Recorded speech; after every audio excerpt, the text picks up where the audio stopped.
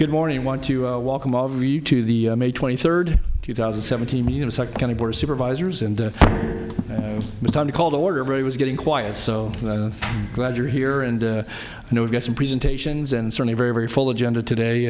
Large consent calendar, and I know we have a few folks that want to address the board on a couple of items that are on the agenda and some that aren't on the agenda. And again, we will be here through the morning as well as into the afternoon and again tomorrow. So we've got a lot of business to conduct, but we want to also recognize some folks today too. So with that in mind, then let's get on with the meeting. I'll ask Flo to call the roll, establish a quorum, and we'll make some announcements and do the Pledge of Allegiance, and we'll be on our way. Okay. Good morning, Supervisors. Supervisor Cerna? Here. Kennedy? Peters? Here. Frost? Here. Natoli? Here. And you have a quorum. This meeting of the Sacramento County Board of Supervisors is cablecast live on Metro Cable 14, the Local Government Affairs channel on the Comcast, Consolidated Communications, and AT&T Uverse cable systems. The meeting is closed caption and is webcast at www.sacmetrocable.tv. Today's meeting will be repeated Friday, May 26th at 6 p.m. on Channel 14. A DVD copy is available for checkout from any local library branch. Members of the audience wishing to address the board may fill out a speaker slip and hand it to staff. When the chair calls your name, please come to the podium. Please take a moment also to silence your electronic devices. Okay, thank you, Flo. Well, we have a number of guests here, but I see one in the front row, and I'm going to ask Arnie Zimmelman to lead us in the Pledge of Allegiance. If you would, Arnie, would you step to the podium and lead us in the Pledge of Allegiance?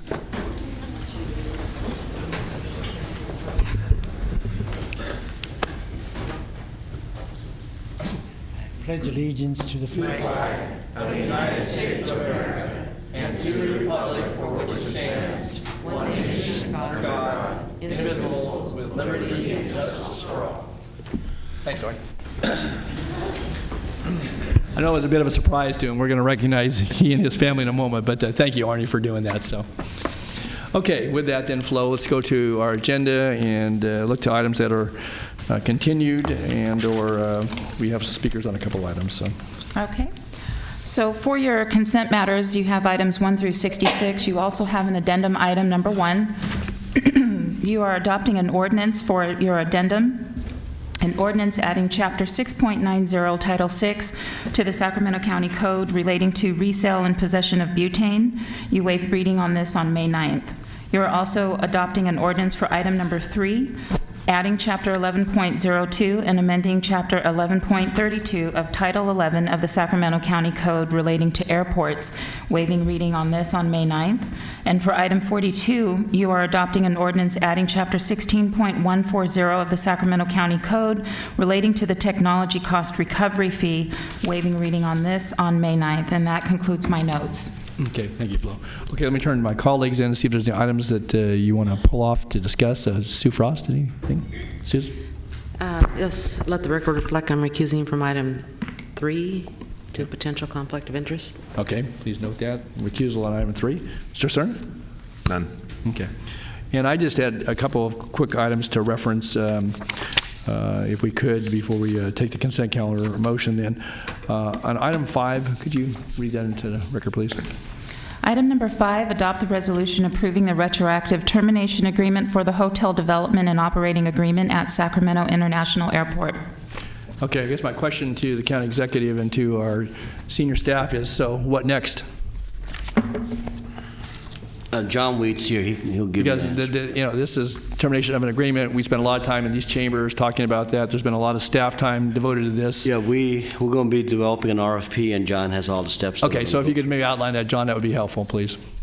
I know there's been a lot of interest in seeing something happen out there, and your staff worked very hard. We don't recoup any of those costs for the investment that we made. So, what's your thoughts?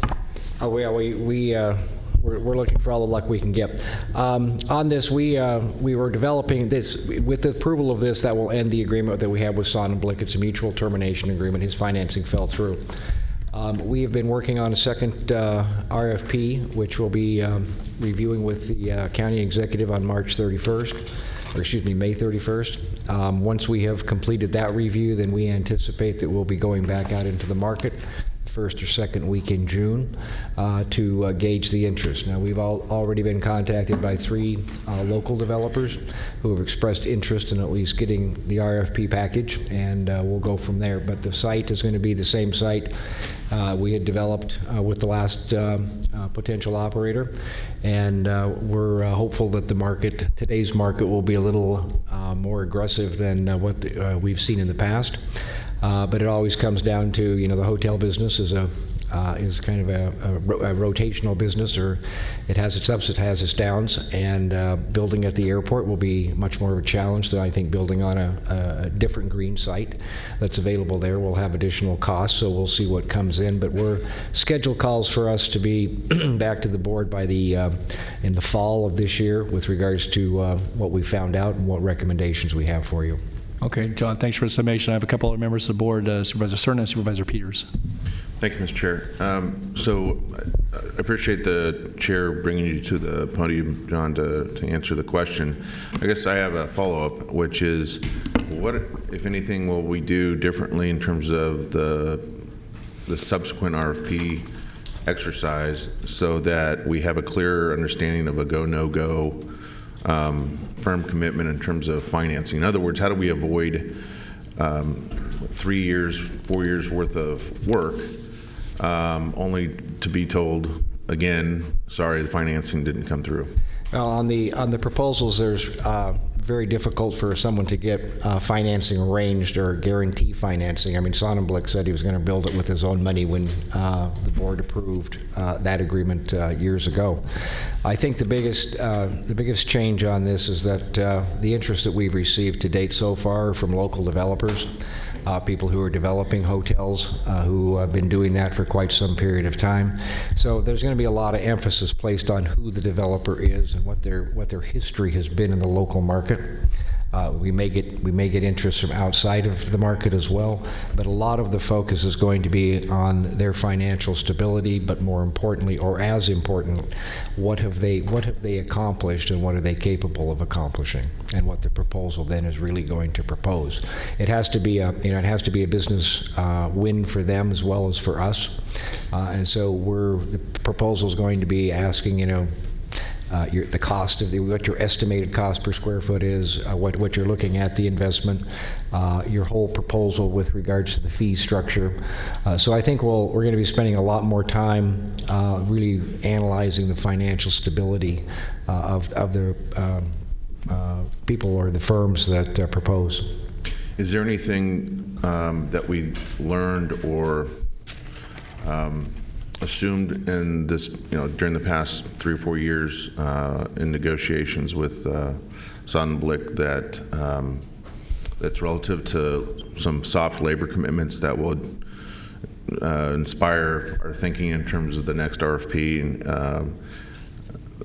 I guess what I'm trying to say here is that, my office was made aware very early in the process that there would be some commitments for the use of organized labor for the hotel operations itself. Mm-hmm. And I would hope that moving forward with an RFP process, that that would at least be part of the narrative that is explained to candidate hotel developers, that there's at least an interest by this supervisor that be remain a soft commitment, if not a firm one. I appreciate that. And we're meeting with NAV, like I say, on the 31st, and that's an item that's on our agenda for discussion. Okay, good. Supervisor Peters.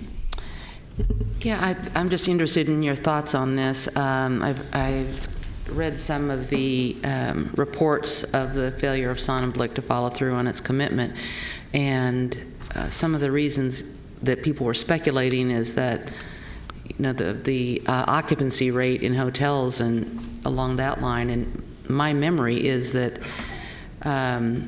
the airport hotel always runs about 90%, give or take a couple. And so I was kind of surprised to see that as a potential excuse for the failure of the organization. Yeah, I have a hard time with that one myself. Okay. I mean, my experience at hotels in Tampa and the previous hotel, which I didn't have experience with, but what I've heard here was the vacancy rates were the lowest rates of any of the hotels in the convenient market. And they also have usually a 5 to a 7% premium pricing associated with them as well. So they're not only filling the rooms better than anybody else, they're also charging a premium price associated with it. So I mean, I don't think So you're not that's- buying that excuse? Yeah, no, I don't. I surely don't see that. I mean, I simply think this was a situation that, for whatever reason, the deal that we negotiated, we were informed that financing was available and was in place, and then at the last minute, that financing was disappeared. Okay, thanks very much. Okay, good. Thank you, John. Yeah. All right, and then I had one other item, if we could leave that just for a moment and come back to the consent calendar. Item 38, if you could read that into the record, please. Item 38. 38. Okay. Item 38 is an appropriation adjustment request in the amount of $2,200,000 to fund the inmate treatment account for fiscal year 16-17. Okay, thank you. And I've talked with the county executive about this in a briefing yesterday, and the reason I wish to highlight this is that I think it continues to bring focus to what I believe needs to be a ongoing review of where we are, certainly from a budgetary standpoint, and cost containment as relates to correctional health services. I intend to support the item, but what I see here is that there were salary savings because of a high vacancy rate in the or 12.5% vacancy rate that allowed for savings to then move to outside medical costs. And again, we do these pretty frequently on consent calendars. 2 weeks ago, we did contracts that were 3-year contracts that amounted to almost $20 million for in-facility and custody treatment and care. And I think we need to see the whole picture, Nav. And I've told you this. I know we see it in a budget unit in June, and then again in September, and then we see things dribble in throughout the course of a year. And I've made it very clear. My view is that we continue to see large general fund investment on the order of magnitude of well over $30 million annually. It's going up. And I do believe that rather than just see items come in, like on May 23rd, we now discover we've got salary savings. This was got to have been known somewhere earlier in the year. And again, I intend to support this, but I think it calls for a more comprehensive review by this board, by the county executive's office, certainly working with our sheriff and with our health services. Again, we need to provide these services. There's not a choice in that matter, but I just, in my view, we can't continue to just pump money in and then make these changes on consent calendar week after week without having some broader discussion about this. And I know you know that, and I think you concur at least in part with what I say. And so I don't know if you want to offer any comments this morning, because I shared this with you and I was concerned when I saw this. So. No, we're going to continue to work with the sheriff's office. A couple of these AARs that are coming in late in the year. We need to have a better system put in place, and we're going to work on that and see if we can minimize the changes to the budget. Yeah, but it's not just minimization changes to the budget. That's the AARs before us. But we take contracts in a consent fashion. We have others in health service, mental health services, public health contracts that are order of magnitude of many millions of dollars that are on today's consent calendar as well. It's just with this one, we enter into three-year contracts that then bind us for those periods of time for services, radiology, for dialysis, for registry for nurses and such, all important support personnel and services for the health and welfare of folks that are incarcerated. But I think it speaks to a broader issue about how we're going to contain costs in our correctional institutions. To that specific point, the board is aware and our departments are aware, we are going through a review of our whole health and human services function, including correctional health, alignment of functions, cost containment, what we need to do. Our timeline is to get that review done, back to you late fall, early winter, with some recommendations on the structure and what we found in that. So that review started last week. We've identified the areas. Nancy and Paul both are taking the lead in reviewing that particular concern. On the AAR, that's an issue that quite frankly, I've had for a long time since I've been with the county. is that we do make a lot of changes that come in. I understand that there's need and there's an operational need. I support that, but I do think we can do this a little bit more effectively. The example that I gave you yesterday was when I got here, we used to have changes in personnel every week. We used to meet weekly, and there's always a change in a position here and there. And we've put a new system in that we don't change positions. We've gone to a quarterly basis. Something similar I want to look at is that if there is that kind of big changes happening, you're absolutely right that if there's salary savings, they should have been identified much earlier, and we should have had a dialogue with the department and with the board if we need to make the change. So those improvements we are working on, making the changes internally and streamline the process that you see in front of you. Well, the other piece that's embedded in this, and it's right in the title, is that we've seen an increase of $2.2 million in the last 11 months or 10 and a half months, I trust it's been during the fiscal year, in outside medical services and costs. I have no idea what all that means. Are those treatments for certain diseases, for ailments that are related because of people, all the staff report says people, it attributes to AB 109 and people staying longer in county jail prison. Well, I get that piece of it, but so it's just treated as a budget, but I think we need to drill down into the issue as well, is that if we're not capable of providing those in custody in the jail, I get that because we weren't set up to be a prison or prisons with regards to our facilities. But again, somebody's been tracking this for some time, and again, I'm not critical of providing those services or the recommendations here before us.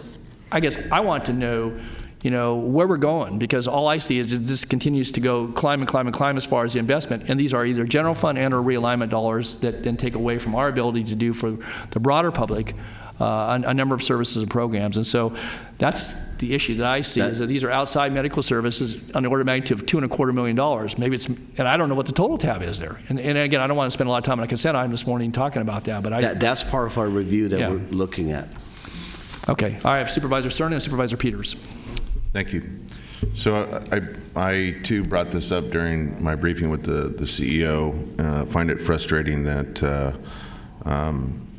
there's a high vacancy rate and that we're facing a fairly sizable adjustment in terms of discretionary revenue and how it's applied here.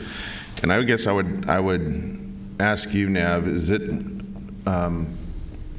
do you think there's merit in the board working with your office to explore a policy, if we don't have one in place, that institutes what the look back and look ahead would be in terms of expected salary savings from any department that is expecting a difference in their expected vacancy rate? Because as you know, especially this time of year, we start looking under every stone for revenue to accomplish a whole variety of governmental functions, and this just feels very ad hoc. And I'd encourage you to think about that. Maybe encourage this board to think about it. We want you to be nimble as the CEO. We don't want to do your job for you, but at the same time, I want to know, and I would expect that the balance of the board would want to know exactly what we have to work with during budget deliberations, but certainly during the course of the fiscal year in terms of how best to apply discretionary revenue when it's identified. Yeah. So our policy right now, this is because of the need, we brought this item forward. Our policy right now is that when we're preparing budgets, anything that is a carryover, salary savings, any savings, goes into a central budget unit, and we use that to reallocate for next year. It used to be, we've been on a couple of spots here, it used to be at one point that the departments got to keep the savings that they had. And when the fiscal cliff came for us, we went away from that policy and put all the reserves into a central place for reallocation for next year to give the flexibility that you brought up. This is a situation that they had some cost overruns, and that's why we're making the recommendation, but we do watch it carefully. I think the lesson learned from this is that we should have been aware of this much sooner than on May 23rd, and we're going to fix that issue going forward. Okay. Thank you. Supervisor Peters. Thank you. I have a slightly different take on this. I took this to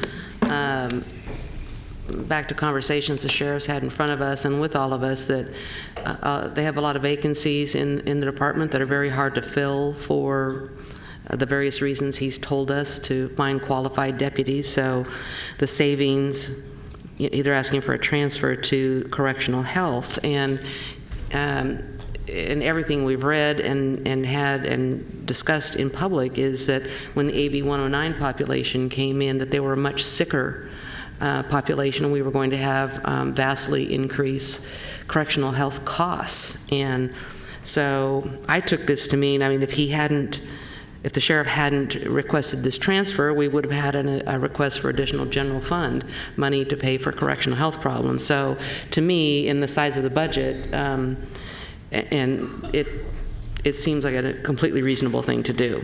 So knowing more about it would be helpful, but...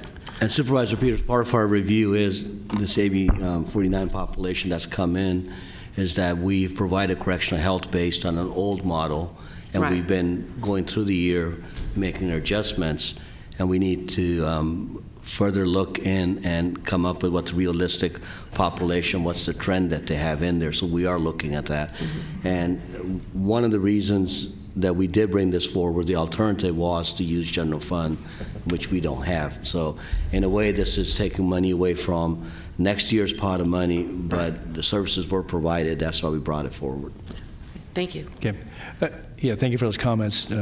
I guess one other thing occurs to me too, Nav, that in this broader look, that, you know, again, 109 may have shifted the population, and certainly, you know, with, you know, chronic health conditions and to the point Supervisor Peters made, obviously, you know, maybe a sicker population in some respects, ongoing specialty care. Again, the example that was shared with us recently when we did a tour of the jail, some of us, that we had a party that came in at hepatitis C, and rather than use the generic drug, they had to use the, you know, the brand name Harvoni, and it was a $340,000 treatment for one person who, again, is going to, you know, was in our custody, and they weren't even given the discretion to under the health provisions to change, you know, what was being, you know, utilized. And again, obviously that person benefits, and but they're not incarcerated for life in jail, so they go back out, and whatever may have got them into that situation before may very well show up again if they were to return to the general population of the jail. I guess my point being here, though, I think that we ought to look at legislatively, because we're not the only county jail in the state. There are counties bigger than us and counties smaller than us. And I think the time may have come that at least we need to push back to the legislature and to the governor of this state and say that, you know, just because you deem it so, we can at least take a run at it if we can find a legislator that would carry it, that would say that when folks come into the jail population, either by the state shifting the responsibility and or those that would come into the population otherwise, that, you know, have the counties bear all that health care costs while they're incarcerated, and now for longer terms, in some cases 7, 10, 15, 12, 15 years, there's equity to the people of the county that we represent. And so I guess I'd like to have our legislative folks take a look at that and maybe have the discussion, and we have folks here to serve on CSAC and certainly on NACO, but to take a look at, you know, the parameters. You know, to me, this is a serious enough issue, and it's got to be statewide. I got to imagine the LA counties and the San Diego counties, as well as the rural counties, are looking at, you know, similar, you know, relative to their own budgets. And I guess I'd like to have us take a look at this, and, you know, maybe we push back. They can find all these other ideas for spending the money over there. Well, maybe they ought to put it into the population they've now shifted to the counties that, you know, put a much greater onus on the sheriff, but certainly the boards of supervisors and the people of the county, because it is a general fund expenditure. Well, wait till you hear what they have in mind for bail bonds. With the county having to do all the pretrial services, that's going to be a couple million more dollars. Yeah, I know. Supervisor, until you absolutely will look at it. I will be remiss if I didn't point out the state does give us some money with the transfer that The we qualifier is some. Some, and we don't So get. it's, yeah. So I don't want to leave the impression there's no money coming. Oh, and There is yeah. there is some money we get, but always we can go back and... Well, maybe you can tell us the difference between what we're spending and what we're getting, and that may be a good place to start. Because Yeah, that's- I got to believe it's on the order of magnitude of tens of millions of dollars. And that's what we're looking at, is that since the population shift happened, we get about $27 million, but DA gets a portion of it, probation gets a piece, public defender, and the sheriff gets the lion's share of it. But that's the exercise we're going through, is that with the shift in the health costs, how much more are we putting in that population, and is there an adjustment possibility with the state? All right. Supervisor Frost.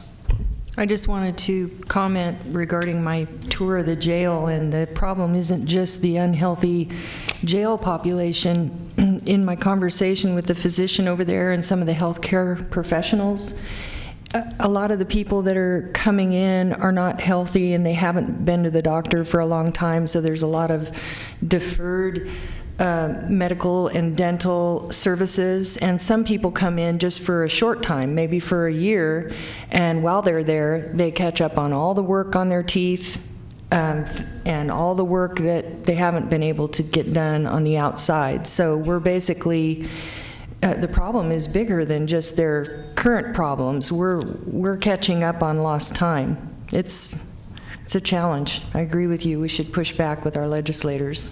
Okay. All right. Thanks. Thanks for the good comments from my colleagues as well.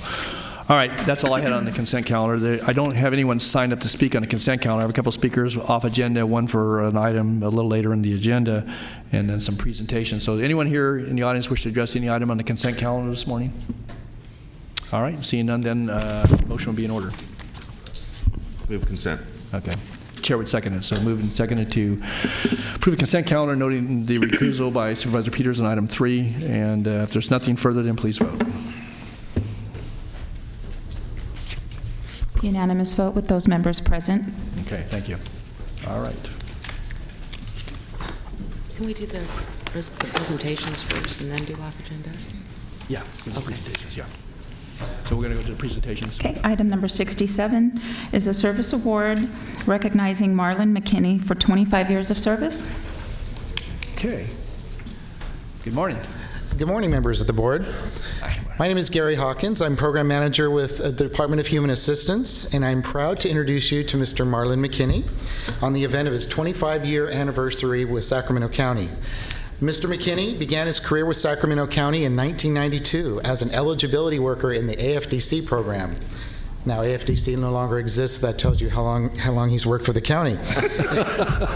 In 1998, he Not in that form, but it's still in another form. So, in 1998, he transferred to the EVES unit, which basically is responsible for reviewing thousands of monthly electronic matches related to potentially unreported income, and then writing up overpayments and overissuances based on those reviews. And this can result in hundreds of thousands of dollars recovered in overpaid benefits back to the county every year.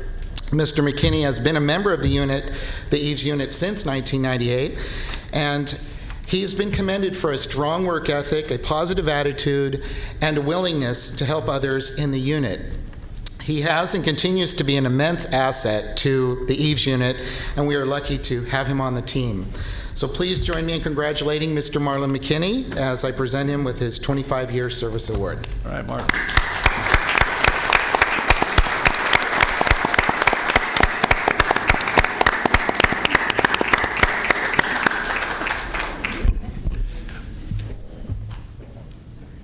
Congratulations, Marlon. Would you like to say anything? Your opportunity here after 25 years to tell us how things are in the trenches. So. Well, I hadn't really planned on saying anything, but I've been really lucky to work with a great group of people over the 25 years. Everybody in the county is just very nice, from management to line workers, and it's been a good time, and I plan on working quite a few more years before we hang it up. Good. We'll see you back for your 35th then, right? Yeah.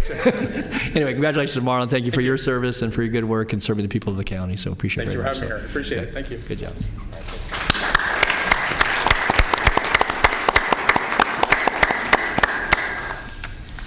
Okay, got another service award. We do. Item 68 is we are recognizing Alan Sieber, Assistant Chief Deputy with probation of 30 years of service. Great. All right.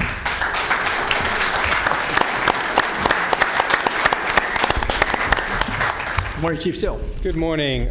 Pleasure to be here. On behalf of the Sacramento County Probation Department, we're here to celebrate Alan Sieber's 30 years of public service to the County of Sacramento. Public service is essential to our communities. Our public servants begin each day with the well-being and safety of the entire community in mind. They ask important questions, they develop important strategies, and they solve complex problems in our community with values of honesty, respect, tolerance, and innovation. And in public service, we're challenged every day to be our best for other people. Alan's career personifies these ideals and serves as a model of the Probation Department's mission and vision, supporting positive change in our community. Alan has served the County Probation Department in nearly all of its divisions and has developed an impressive cachet of institutional knowledge along the way. He began his career on May 24th, 1987, as a probation assistant on call at the Youth Detention Facility, better known as Juvenile Hall. He was hired permanently as a probation assistant in 1988.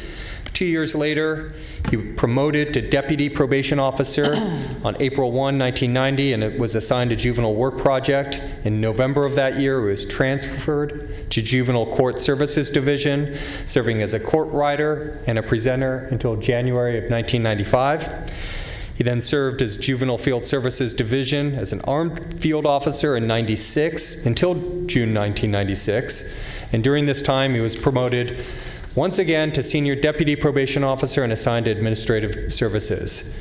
On December 21st, 1997, he received a promotion to Supervising Probation Officer, assigned to the Juvenile Day Reporting Center, setting the stage for his tenure with the Adult Day Reporting Centers in the years to come.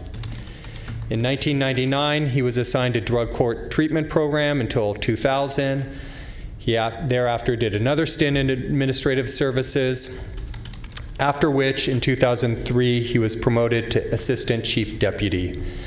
During his tenure as ACD, he served the Juvenile Field and Placement Divisions, Administrative Services, Youth Detention Facility, the Warren E. Thornton Youth Service Center, and the Adult Community Corrections Divisions.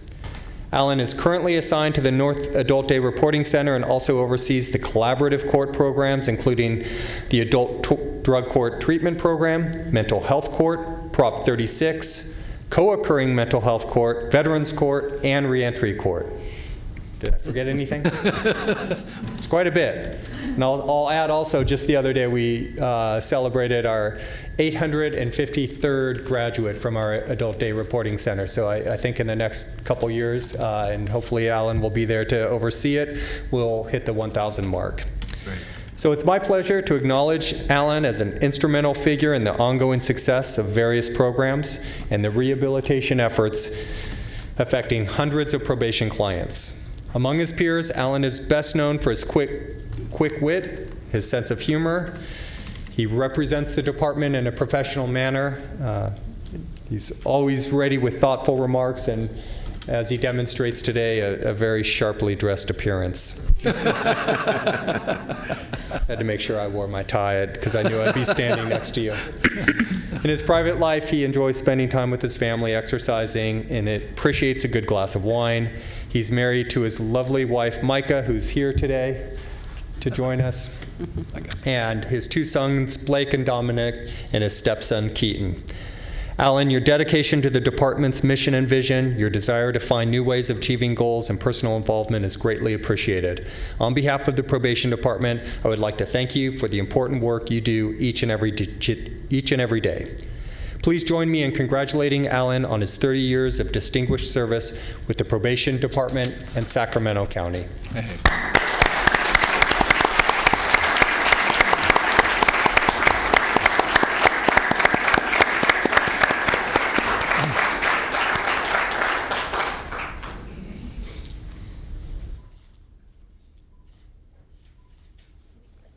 Thanks, Chief. Good morning, Alan. Your chance to say a few words if you'd like. I'll try to keep it short here. First, I'd like to thank your board for allowing me to be honored here this morning. I'd like to thank Chief Seal for his kind words. I'd like to thank my wife, Micah, for being here. Thank my fellow managers and officers who are the backbone of our department. funny. I had a few part-time jobs in high school and college before I came to probation. My actual hire date was my graduation date from Sac State, and I've been here ever since. It's a very rewarding career. Our department provides our clients with the assessment, treatment, supervision, and support necessary to prevent reoffending, resulting in a safer community. Our highly skilled workforce is using innovative strategies to support positive change on a regular basis. And I like to say that after 30 years, I don't have to be here. I get to be here. And it's an honor. So thank you very much. That's great. Thanks.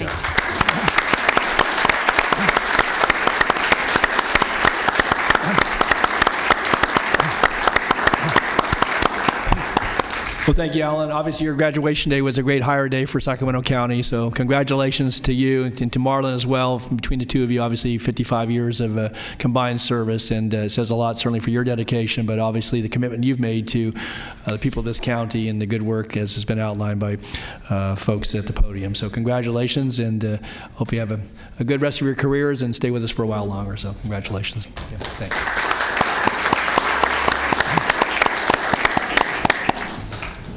Okay, we have some other presentations. I think we'll take 69, 70, 71 all together. Oh, okay. Yeah. I'll go ahead and read them all. Yeah. Just give it just a chance for people to exit.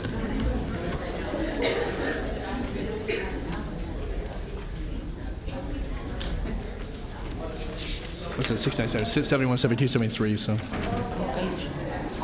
69 through 71. Yeah, yeah.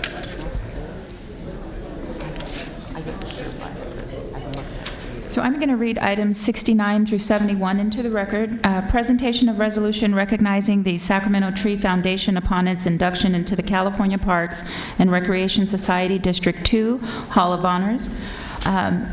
Resolution recognizing Iris Zimbelman upon her induction into the California Parks and Recreation Society District 2 Hall of Honors, and a presentation of resolution recognizing the Sacramento Valley Conservancy upon its induction into the California Parks and Recreation Society District 2 Hall of Honors. Okay, well, very good. I know that we've got Wayne Lowry here, I think joined by Barbara Wackford and Charlie Willard that are here on behalf of the society, and I know that are going to offer some words, and then we've got some recognitions, and I don't know that we have anyone representing the Conservancy and or the Tree Foundation. If we do, we'll appropriate, but I know we have Arnie Zimmelman and folks from the Strauss Festival here, and so we'll get a chance to recognize everyone. I've got resolutions that have been approved by the board, but Wayne, I may invite you first to come forward, and Barbara and others, if you wish, kind of give us the rundown on our distinguished honorees here and a little bit of background on the award, and then I'll come down and join you and we'll make a presentation. So. Great, thank you. Good morning, Supervisors. Mr. Gill, appreciate being here. It's been a long time since I've stood before you. Retirement's great. My name is Wayne Lowry. I'm a past president of the California Park and Recreation Society, also known as CPRS, and currently the vice chair and secretary of the CPRS District 2 Hall of Honor Committee. With me today is Barbara Wackford. Barbara's retired from the Casumnes CSD and is also a very active member in CPRS and our Hall of Honor program.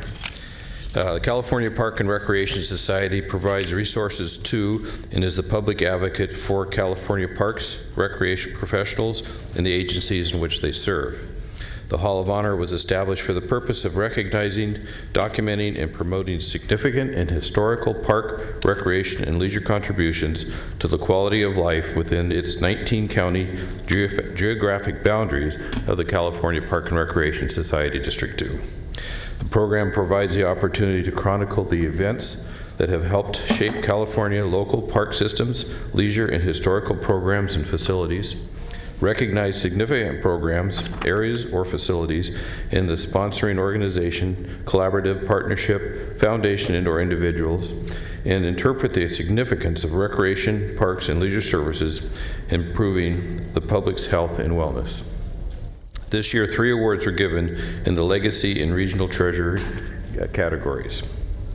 Mrs. Ira Zimbelman is honored in the Legacy category. This category recognizes current or historical individuals or organizations who created a vision, then championed and led important and significant improvements to the quality of life in the region.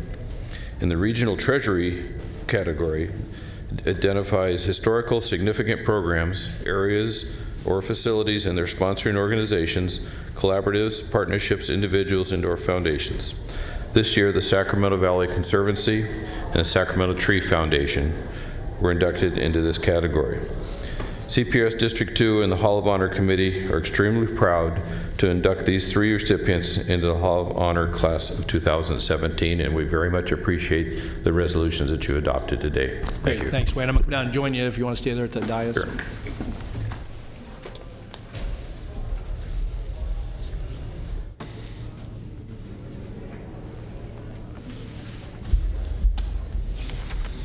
Foundation or the Conservancy? Is there anybody here from it? Barbara Wagner. Okay, Barbara's going to receive them? Okay, good. So we'll do Arnie first then, right? Let's do Okay, that. let's do Iris. Okay.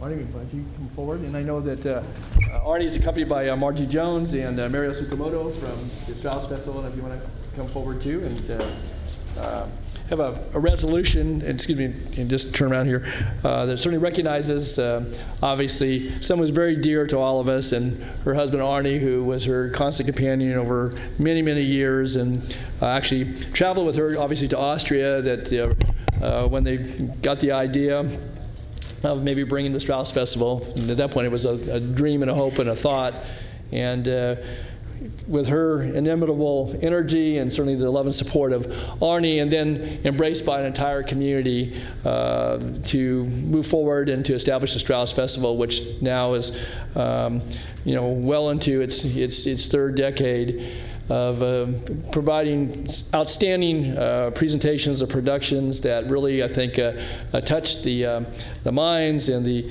emotions of people of all ages. And the thing about it, it's still free to the public.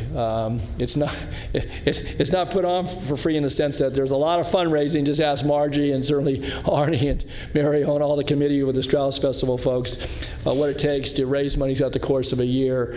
And but it really is an outstanding. And I trust my colleagues may have had a chance to have attended, and if not, certainly it's a real treasure. It occurs during the last weekend of July, and I think if you actually expanded now, you actually do 5 nights of presentations. Right? Still 4. Okay. You don't have like a premiere night or something like on Thursday? Well, yeah, yeah. Thursday is So if you want to sneak in, get a sneak peek. But I want to just focus on Iris just briefly, and I thank Wayne for his introduction. Iris certainly appeared before this board on a number of occasions, and she and Arnie and a whole cadre of folks from the Elk Grove community back in the 1980s, asking for the county's support. Obviously, Elk Grove was unincorporated at the time, but this dream was in the making, and this board, certainly through its transient occupancy tax, stepped up on a number of different occasions and provided some of the level of support, but there was a tremendous amount of folks that answered the call. And Iris was right there at the lead of all that, certainly organizing and directing, but also bringing about the dream that now is a reality. It has been for many, many years, the Strauss Festival of Elk Grove. And Iris got called home by the good Lord a couple of years ago, and we certainly mourn that, and obviously it leaves a big hole in the hearts of folks in Elk Grove. On the other hand, though, the Strauss Festival and certainly Arnie's continuing his work and his presence and that of obviously of their family and the broader Elk Grove family really provides a lot of fulfillment, and it helps us remember the tremendous contribution that Iris made to the community and continues to make through those performances that are just delightful, and the people who've learned about dance and about costumes and about music, and those that come and perform each year. And again, thank you, certainly Margie, for your contributions, Mario, in so many ways, and Arnie. We want to just join in the congratulations that she's in the Hall of Honors, and maybe someday in the Hall of Fame if there's a Strauss Festival Hall of Fame. But if not, she's in our Hall of Fame here in this community for all her good work. And so, on behalf of the Board of Supervisors and people of Sacramento County, we join with CPRS District 2 and certainly all the folks in the Elk Grove community and say congratulations once again. We love Iris, and we love you too, Arnie. So thanks.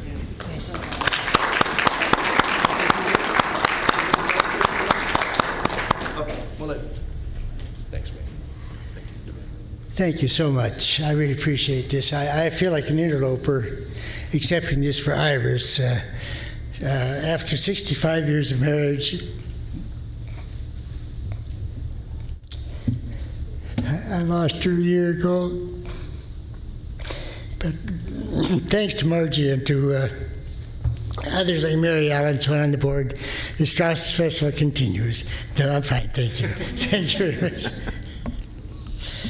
And I did just want to say the SMAC, the Sacramento Metropolitan Arts Commission, members told Iris the very first year when this started that these things last. 94% of these things die after 1 year. Next year will be the 30th year of the festival. Thanks to you. Thank you, one and all. And thanks again to Don and to all of you. Oh, you bet. For what you guys. Thank you, appreciate it. Can we get a picture? Oh, thanks, Mark. You guys have a picture? We'll get a picture here. Oh, Barbara's got a picture, so we'll get you. Get our. Sorry. Oh, good. Bye. You can get her by Wayne there. Why don't you go over there? Oh.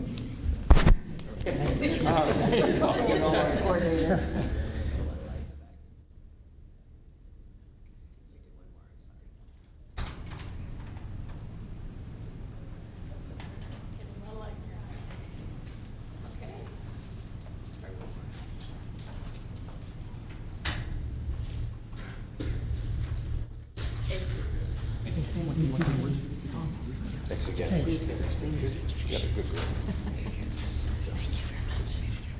Okay, and Wayne, if you'll stay up here with me, I'll invite Barbara to come up here on behalf of our other two organizations. Again, neither one of these organizations are strangers to folks on this board, or certainly the community, because I think, as Wayne outlined, the reason they were selected for the Regional Treasurer Awards is because of the work that they have done in our community. And both the organizations, the Sacramento Valley Conservancy and certainly the Sacramento Tree Foundation, have left very deep and positive imprints in a physical way on the landscape and geography of our community, certainly in the preservation work that the Conservancy has done and working in restoration of lands throughout the county. They started out in a very small way. I think like a half-acre property was their first easement or acquisition, and now obviously with Deer Creek Hills and the work in the American River Parkway, certainly Amy Rutledge and her board have done a tremendous, and I think, Susan, weren't you on that board for a while?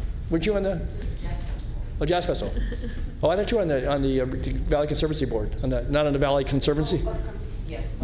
Yeah, I thought you. No, yeah, I thought you were. So yeah, I knew you were very supportive of it, as other board members have been. So, but we just want to recognize again, I think, and add our kudos to the recognition of them being in the Hall of Honors as well, and it's a tremendous recognition that I guess all three, either the individual, Iris, and then the two organizations, were all from Sacramento County or the Sacramento region for this year's award, and that's pretty outstanding as well. So on behalf of the Board of Supervisors, and again, the people of Sacramento County, we want to recognize the Conservancy, and present this to Barbara Wackford, I guess, in lieu of Amy or somebody else being here. So, you're right. Okay, thanks. Thank you. You want to say anything on behalf of the Conservancy? I think I know that the Conservancy was extremely honored to receive this award.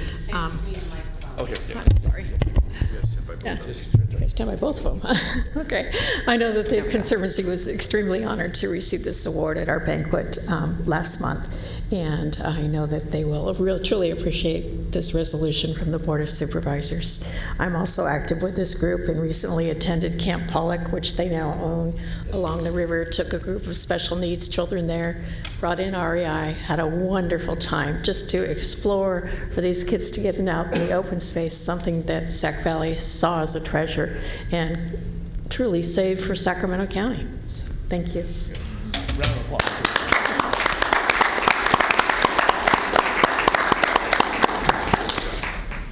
And then last but certainly not least, we want to, as I mentioned a moment ago, certainly recognize the Sacramento Tree Foundation for also having been inducted into the Hall of Honors. And they were established in 1981, and actually I think came out of the work that both the city and county of Sacramento had put forth in discussions regarding the need to preserve our tree canopy, to do more to help with the quality of life as it relates to trees and the contributions they make to our natural environment, but certainly to our quality of life. And the foundation over the years, certainly for more than 35 years now, has been stellar in their work, certainly with public agencies and with private nonprofits and with neighborhood groups and individuals throughout the community to help improve the canopy. And I know that they've contributed many hundreds of thousands, if not millions of trees through their efforts, again, working collaborating with many different organizations. It makes for a healthier community and one that obviously is much more livable, certainly, and it helps with energy savings and with wildlife habitat and certainly just the general appearance and desirability of our neighborhoods and our river areas and our areas, both rural and urban. And so we want to compliment the foundation, its board of directors, and certainly the work that they've done. They too have been before this board of supervisors over the years and making appeals for our participation. In fact, on our consent calendar 2 weeks ago, we had an item where we're working with their Neighborhoods program and providing some grant monies for the efforts that will help bring additional trees to areas that may be underserved or underrepresented when it comes to the amounts of trees in those particular neighborhoods. And so, with their record of achievement and certainly leadership to Ray Trethaway, who is a very familiar face and name to folks in this room, but throughout the community for his leadership as well and that of his board, we want to recognize and join with the CPRS District 2 and recognizing their induction to the Hall of Honors. And again, Barbara Wackford's here on behalf of the foundation this morning to receive their award as well. So, Barbara. Thank you. Just a little bit about the Tree Foundation. I was on their board for 8 years, and it truly was a wonderful experience to see all of the impact we had on the community in allowing trees in communities and trees at schools and trees in parks. And I had a daughter when she was in first grade. We planted about 30 trees at her elementary school. She's now 35. Those trees are still striving today. They're absolutely beautiful. And that's what the Tree Foundation is all about. And we truly appreciate this honor. Thank you.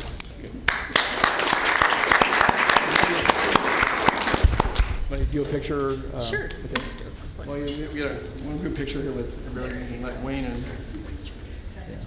maybe somebody can take that picture.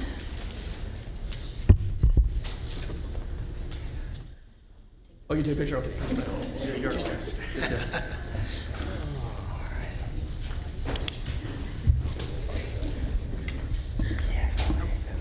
Okay. There we go.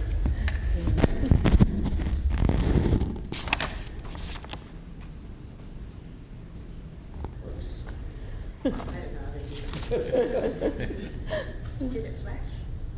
No. Probably took them. Okay. Paula's got it up there. It's got one. Okay.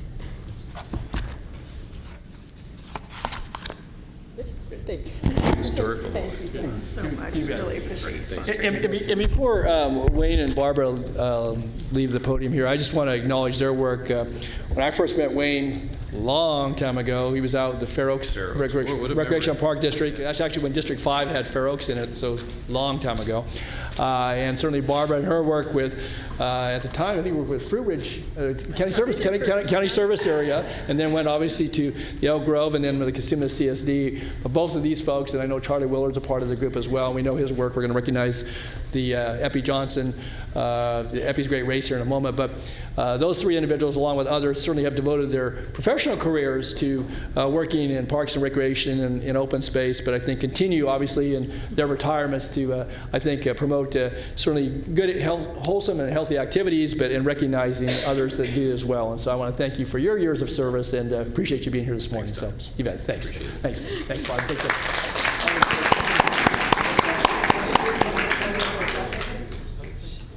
We're going to give one plug for the Strauss Festival while we have our folks here. So, Margie, you want to just give a quick... All right, hi. Well, thanks. This is our 30th year this year. We're the last week in July 27th through the 30th. every evening, starting at 7:30 with Promenade. After 30 years, it's still free. That was Iris's dream, that it would always be free, so that everybody could attend any economic level. And so our theme this year is, or our storyline is, the wonderful Island of Oz, kind of a Wizard of Oz theme. We really promote families to come, and they can bring picnic lunch, spread out a blanket, or we do have some reserved seating that's possible to purchase if people are interested. Only thing we charge is $10 per car to come into the park, and that goes directly to support us. So it's a wonderful event. If you've never been, you ought to come. We have 40-piece orchestra and volunteer dancers and board members, beautiful waltzing, all ages from 3 to 75. That's our age range of people that perform in it.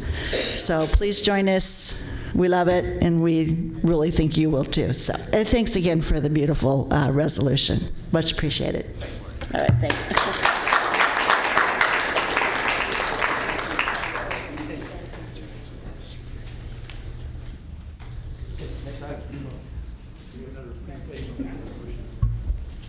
Item number 72 is the Federal Emergency Management Agency to present recognition to the county for improvement in the National Flood Insurance Program's community rating system. Okay, Michael. Good morning. Michael Peterson, Department of Water Resources. One of the main functions of the department is floodplain management. And every day and every year, staff throughout the department focus on identifying, mitigating, and preventing flood damage for the residents in Sacramento County. One aspect of that program is our participation in FEMA's community rating system. And in a nutshell, the community rating system is a program that allows a local community to comprehensively identify all of its efforts for floodplain management and mitigation, and have that reviewed and acknowledged by FEMA. And then based on the scope of our program, the community receives a classification. That classification translates to savings on insurance premiums for every resident in the county who has a flood insurance policy. Today, I'd like to introduce Dr. Asha Tribble with FEMA Region 9. She's here to give a presentation to the county in recognition of our moving up to Class 2 in the CRS program, and she'll have some more details on that. Okay, thanks, Michael. Good morning, Doctor. Good morning, Chairman Natoli, members of the board, and county staff. It is my pleasure to be here today with the FEMA Region 9 team to present Sacramento County with a well-deserved Community Rating System Class 2 plaque.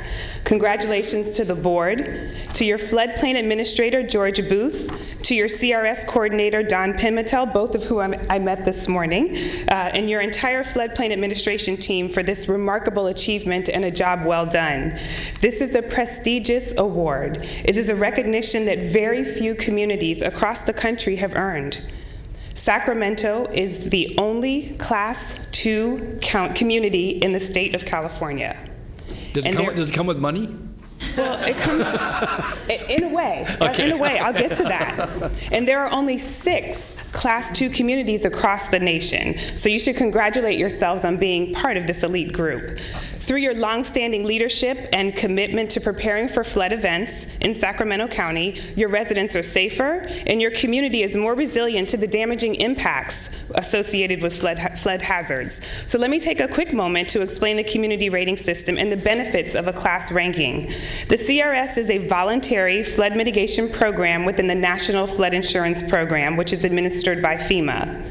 The CRS essentially encourages and incentivizes communities to implement flood reduction activities on an ongoing basis that exceeds the minimum NFIP requirements. So what is the incentive? Participating communities receive discounts on flood insurance premiums for residences and businesses.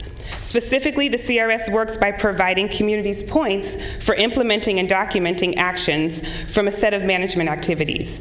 These activities serve to reduce the risk of flood damage to structures within the floodplains, increase public awareness on how to protect life and property, and promote environmental protection within the floodplains.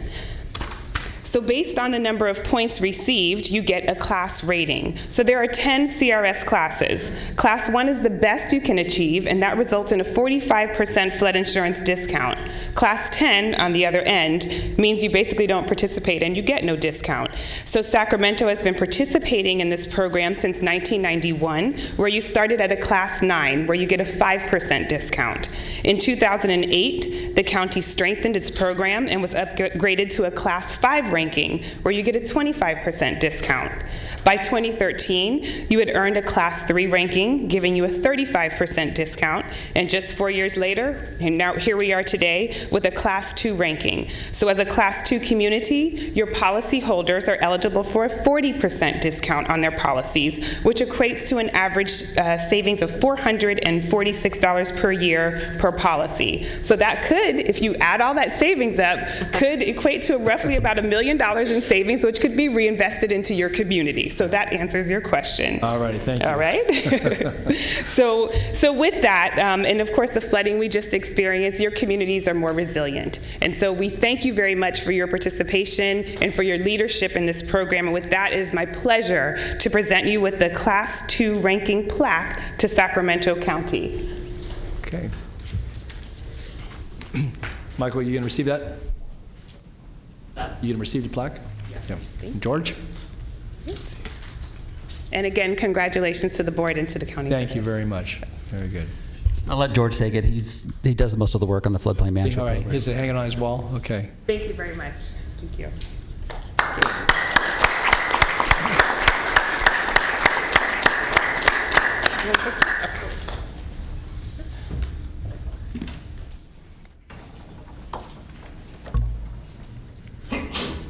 Bless you.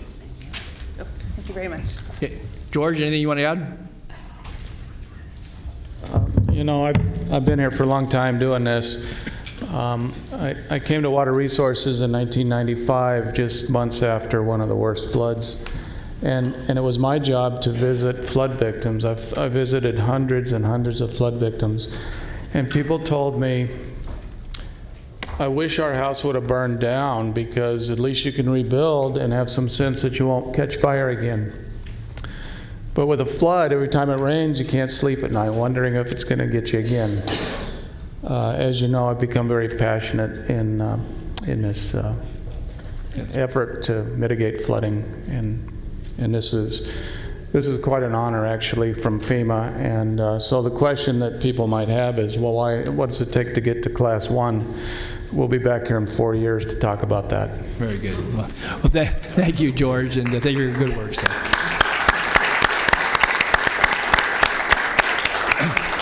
Congratulations to all our staff, certainly Water Resources. We thank the FEMA folks for being here this morning and certainly for their work both here and statewide and nationally. And again, compliment the effort. And we truly a big recognition, and we're pleased to receive it. So. Okay, Flo, we continue. We're on a roll here. We've got some other presentations, and we'll... Would you like me to call the next two at the same time? Jeff, do you want us to do the next two? How do you want to do that? Mr. Leatherman's got his hands full there, so what do you want to do? Eddie, let's just, if we could do them separately, that would be wonderful. Do what, Chuck? Do them separately would be great. Do them separately, okay. Yes, and do you prefer to do... The first would be the EPI's Great Race item first. Okay, very good. Okay, all right. Okay, so item 73, resolution proclaiming July 9th through the 15th, 2017 as the 44th annual EPI's Great Race Week. So again, Jeff Leatherman, Director of Regional Parks, and thank you for having me. As I invite George Johnson and Lisa Mangles to come up as part of the presentation for EPI's Great Race, just want to offer a couple of comments that a lot of communities have different history on how we kind of open up and kick off our summer. And for 44 years, this item has been kind of our general kickoff to summer for Sacramento County. And it's an absolute pleasure to be here once again, not only to celebrate EPI's Great Race, but then to dedicate the resolution for EPI's Great Race Week here in July of 2017.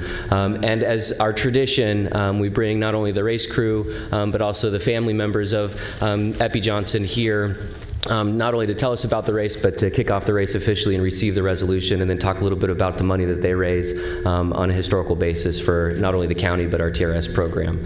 And as they do that, I just want to recognize a couple of people associated with the race from last year. this year we have some great office photos that they could hang up on their wall or someplace of prominence, hopefully in their place of business. But we have, Brian is not here today, but Brian Hobdy from the Epi's Great Race program, who is also the race director last year. We have Charlie Willard, who is our race director emeritus, who couldn't be here, and then George Johnson, who is the president of the race, along with his sister Lisa. So thank you so much for being here, and George and Lisa, come on up. Okay, thanks, Jeff.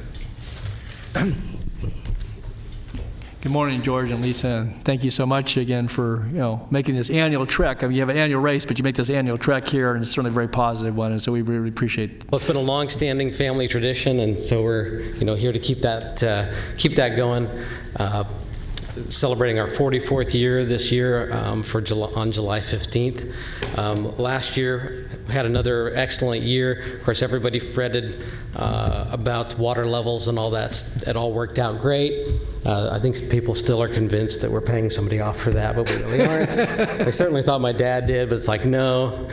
They got to protect the fish and whatnot. But anyways, that was great. Obviously, that's not going to be a problem this year, so we're not really worried about that. But we had about 1,500 participants last year, 2,000-3,000 spectators. It's become just a fantastic event. Couldn't do it without our both not only our foundation board for the Epi's Great Race Foundation, but we also have an executive committee and a general committee of about combined probably about 30 volunteers plus the 500 to 700 throughout the course that makes us all work. So we're really proud of their effort to just keep this thing going. And it's been great. And last year was the first year we introduced stand-up paddle boarding to the event. It's always been a kayaking and in some canoes, but and I think we had about 25 stand-up paddle boarders, so we're hoping to grow that this year.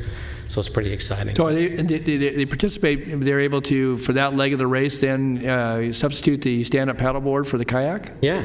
Really? Right. So, trying to keep the event current, right? So that all the different trends and things that are catching on out there, and stand-up paddleboarding has certainly been one of them. So, and that's very exciting. And then this year we're adding some food trucks instead of having to worry about doing the food ourselves. And it should be a very fun event. So we're excited about it. That's great. Thanks, George. The other thing we always want to do is present the proceeds from last year's event for county regional parks and therapeutic recreation services. We're happy to have, certainly when my dad in his last year, he was happy to cross the $1 million threshold. And so now I've lost count. We're over that. Yeah, you're on your way to 2 million. You're on your way to 2 million, right? About 1.1. We're getting close. Here's another $25,000. So if you want to come down, we'd like to present that to you. What was it? Come on down. Come on. Call these guys. Sue, come on. Big deal. Just right there.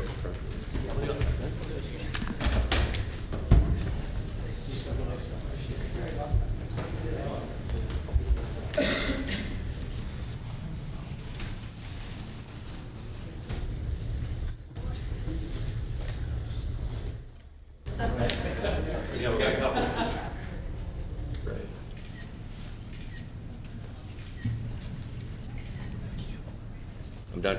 Got it. Awesome. Thank you very much.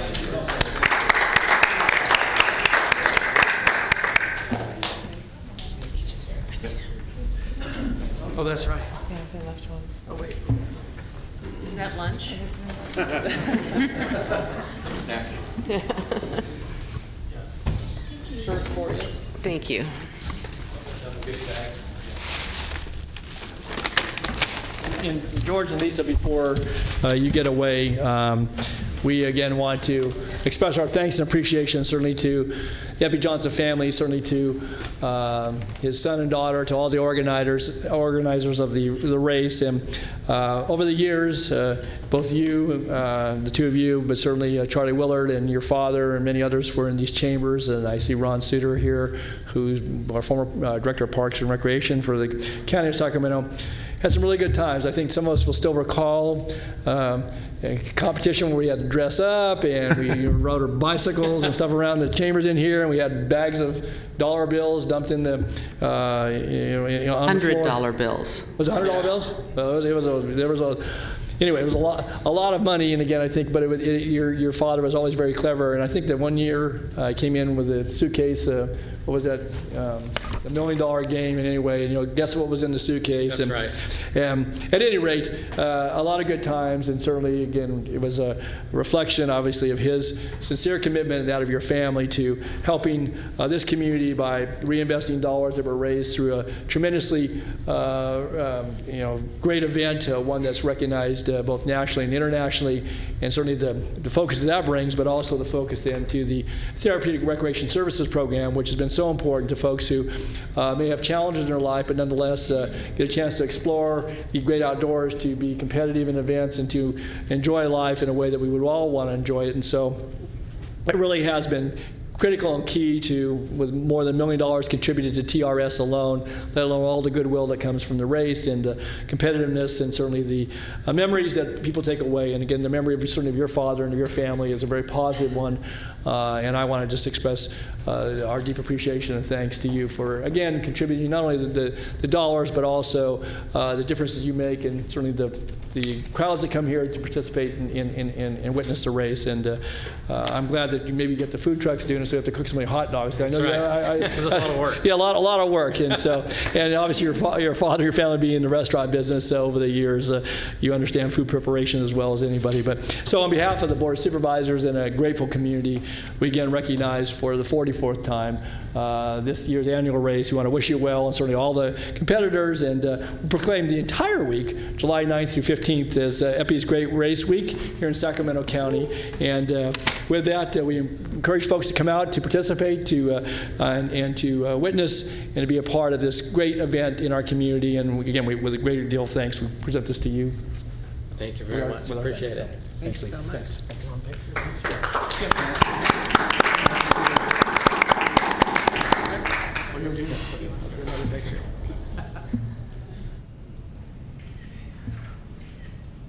Nice. Thanks again. Thanks again for the T-shirts and so forth. And Jeff, you want me a picture? No, that's okay. Okay. All right. Thinking about the next item. Okay. All right.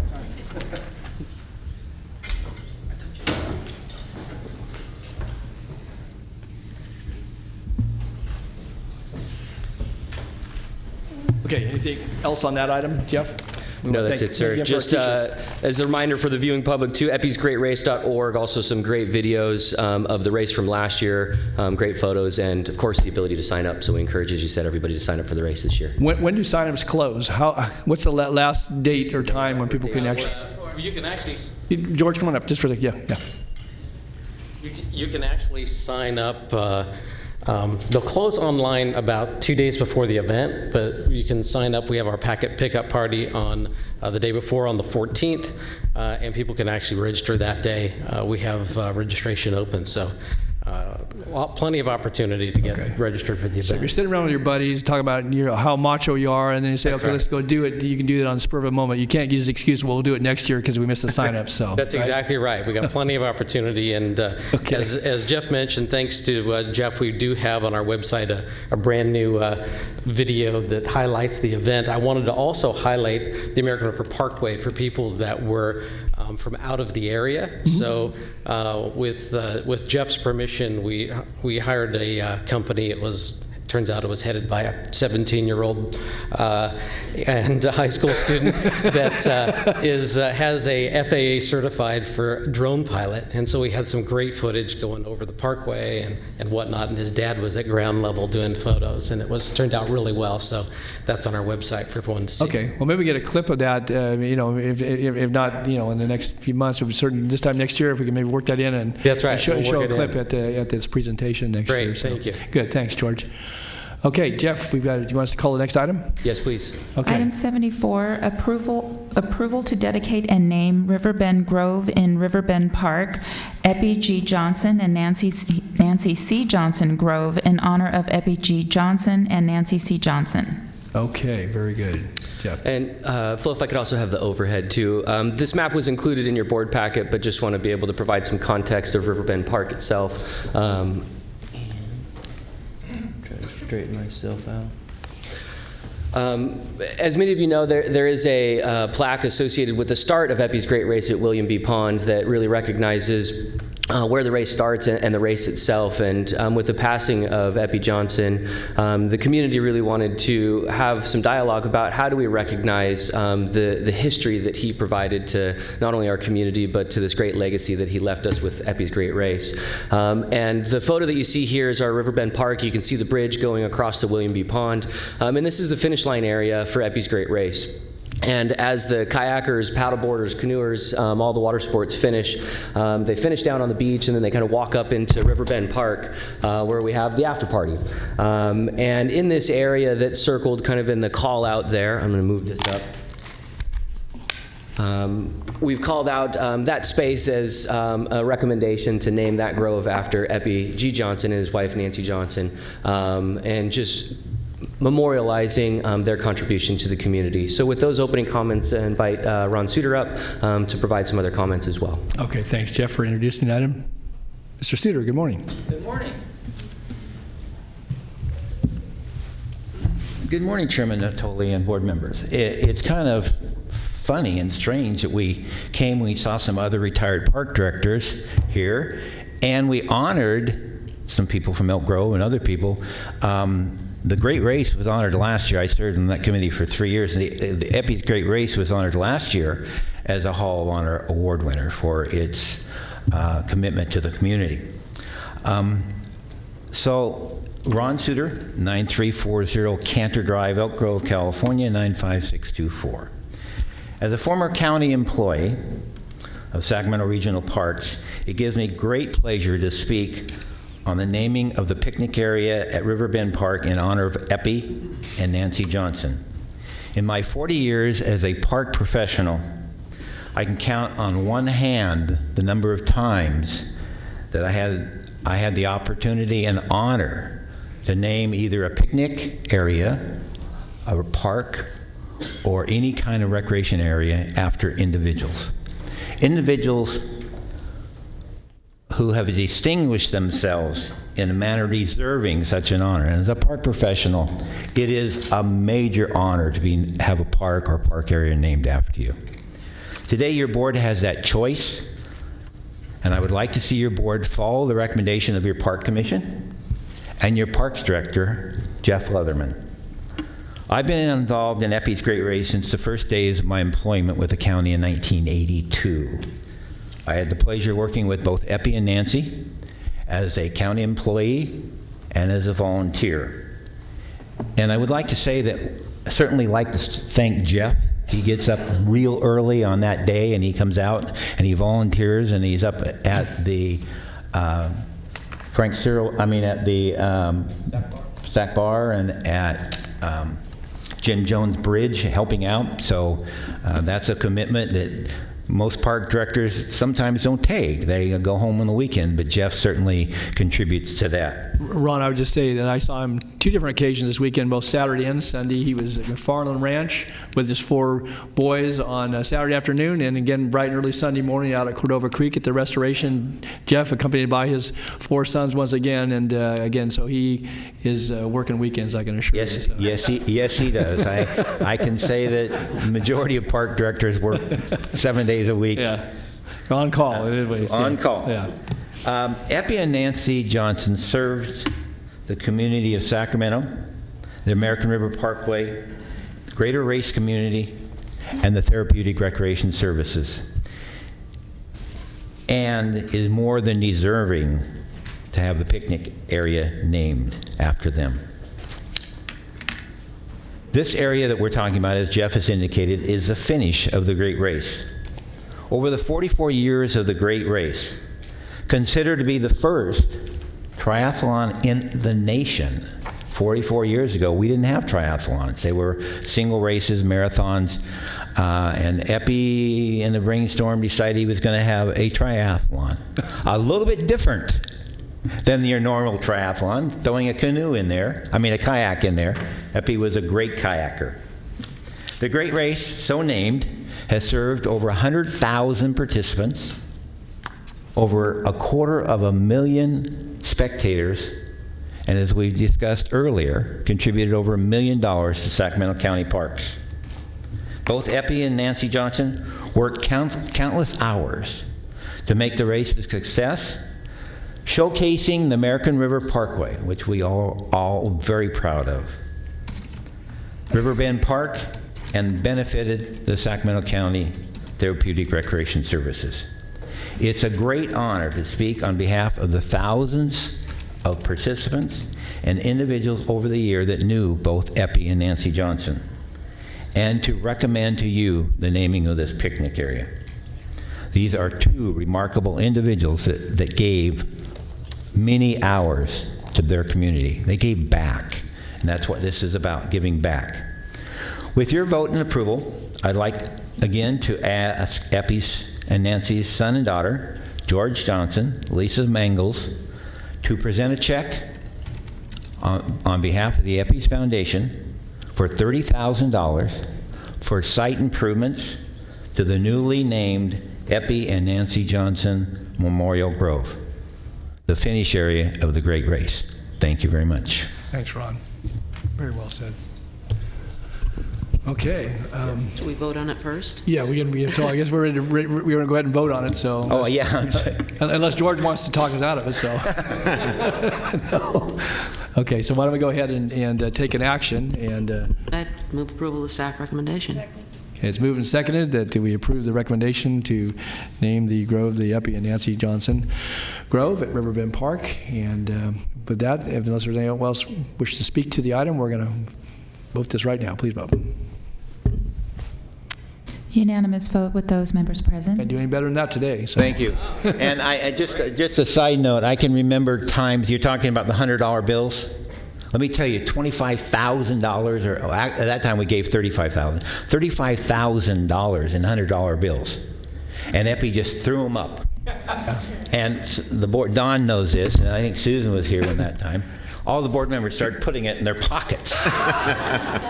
And we had... I remember it a little differently. Well, they came out. They came out of the pocket. There's video. Yeah, there's video. That's right. It was on paper sacks. We got the $35,000, but it was a joke. And the other thing is... It was all accounted for at the end of the day. Yeah, that was all accounted for at the end of the day. Yeah, absolutely. I'm sorry. Yes, make that very clear. It was all accounted for.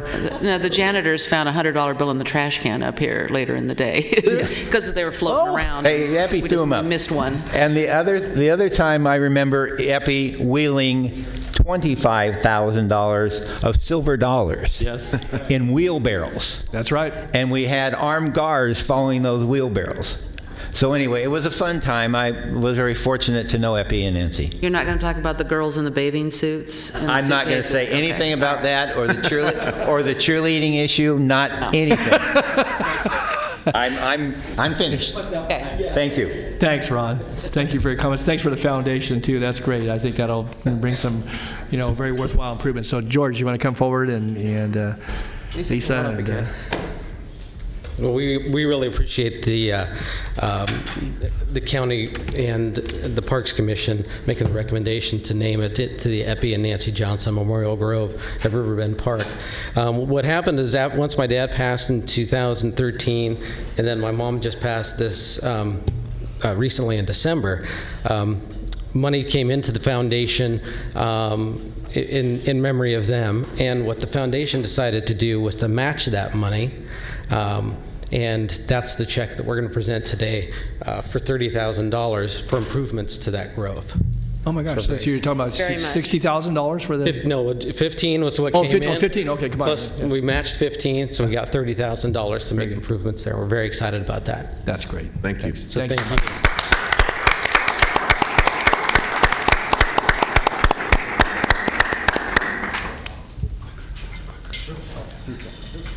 I want to hold this one up. This one, yeah. That was a little. That's the real deal. Thanks. Thank you. Well, again, thank you, Jeff. Thanks, Ron. Thanks, George, Lisa, and certainly all of your race organizers. Thank you for the T-shirt here today. And is there anything else we should know about the race while you? Nothing, I don't think so. Just Okay. Go check out our website, deputiesgreatrace.org. It's all there. Okay. And get signed up, and it's a lot of fun. Okay, great. Well, thanks again. One more round of applause. Thank you for all your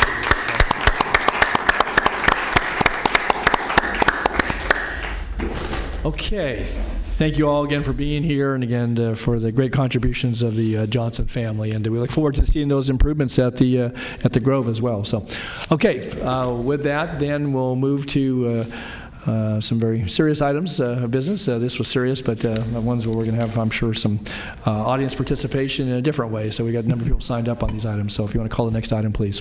Okay, item 75, Property and Business Improvement Districts, proposed plan for funding the annual administration, formation, and renewal costs, and resolution authorizing the execution of agreements with owner associations. Okay, Bob, you're going to do the introduction and the presentation on this? So. Yes, Bob Davison, Division Chief of the County Engineer Division, and I do have a short PowerPoint presentation, if we can get that up. Okay. As it was just stated, I'm here to present both the proposed PBID cost, well, I should say Property and Business Improvement District. We often refer to them as PBID, so I'll just get that out of the way, and I'll say PBID for the rest of the presentation. And we have a proposed PBID cost recovery plan, as well as we're recommending approval of an agreement with owners associations that provide the services from these PBIDs, the PBID assessments. So with that. So, as the board's aware, we've had PBIDs in this county since the late 90s. The Florin and the Fulton Avenue PBIDs were approved in the late 90s. And then there was a long period where no PBIDs in the county, well, in the unincorporated area, were approved until 2015 when the Watt Avenue PBID was approved. And then just last year, Carmichael PBID with the PBID Academy was approved. And we actually have 3 pending PBID formations that, if they achieve their status in their petition drive, 50% of the owners submitting petitions, then those will be on the June 6th agenda.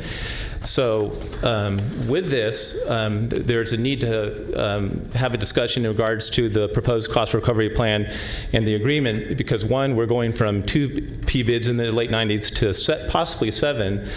And 2, there were some funding sources with the Fulton and the Florin road PBID that are no longer available to pay for ongoing annual administration or formation or renewal costs. So with that, we were bringing that discussion to your board today. And this is just a map that shows all the existing or proposed PBID within the unincorporated area. We'll point out that 2 of the PBIDs, the Watt Avenue and the Florin Road, overlap with some territory with the city, and so the city consents to be included in those PBIDs. And then not shown on this map, and not really part of the discussion today, are the city-administered PBIDs, many of which the county participates in, either with territory within those PBIDs and also with properties in many of those city PBIDs. So with that, I want to talk about the proposed PBID cost recovery plan.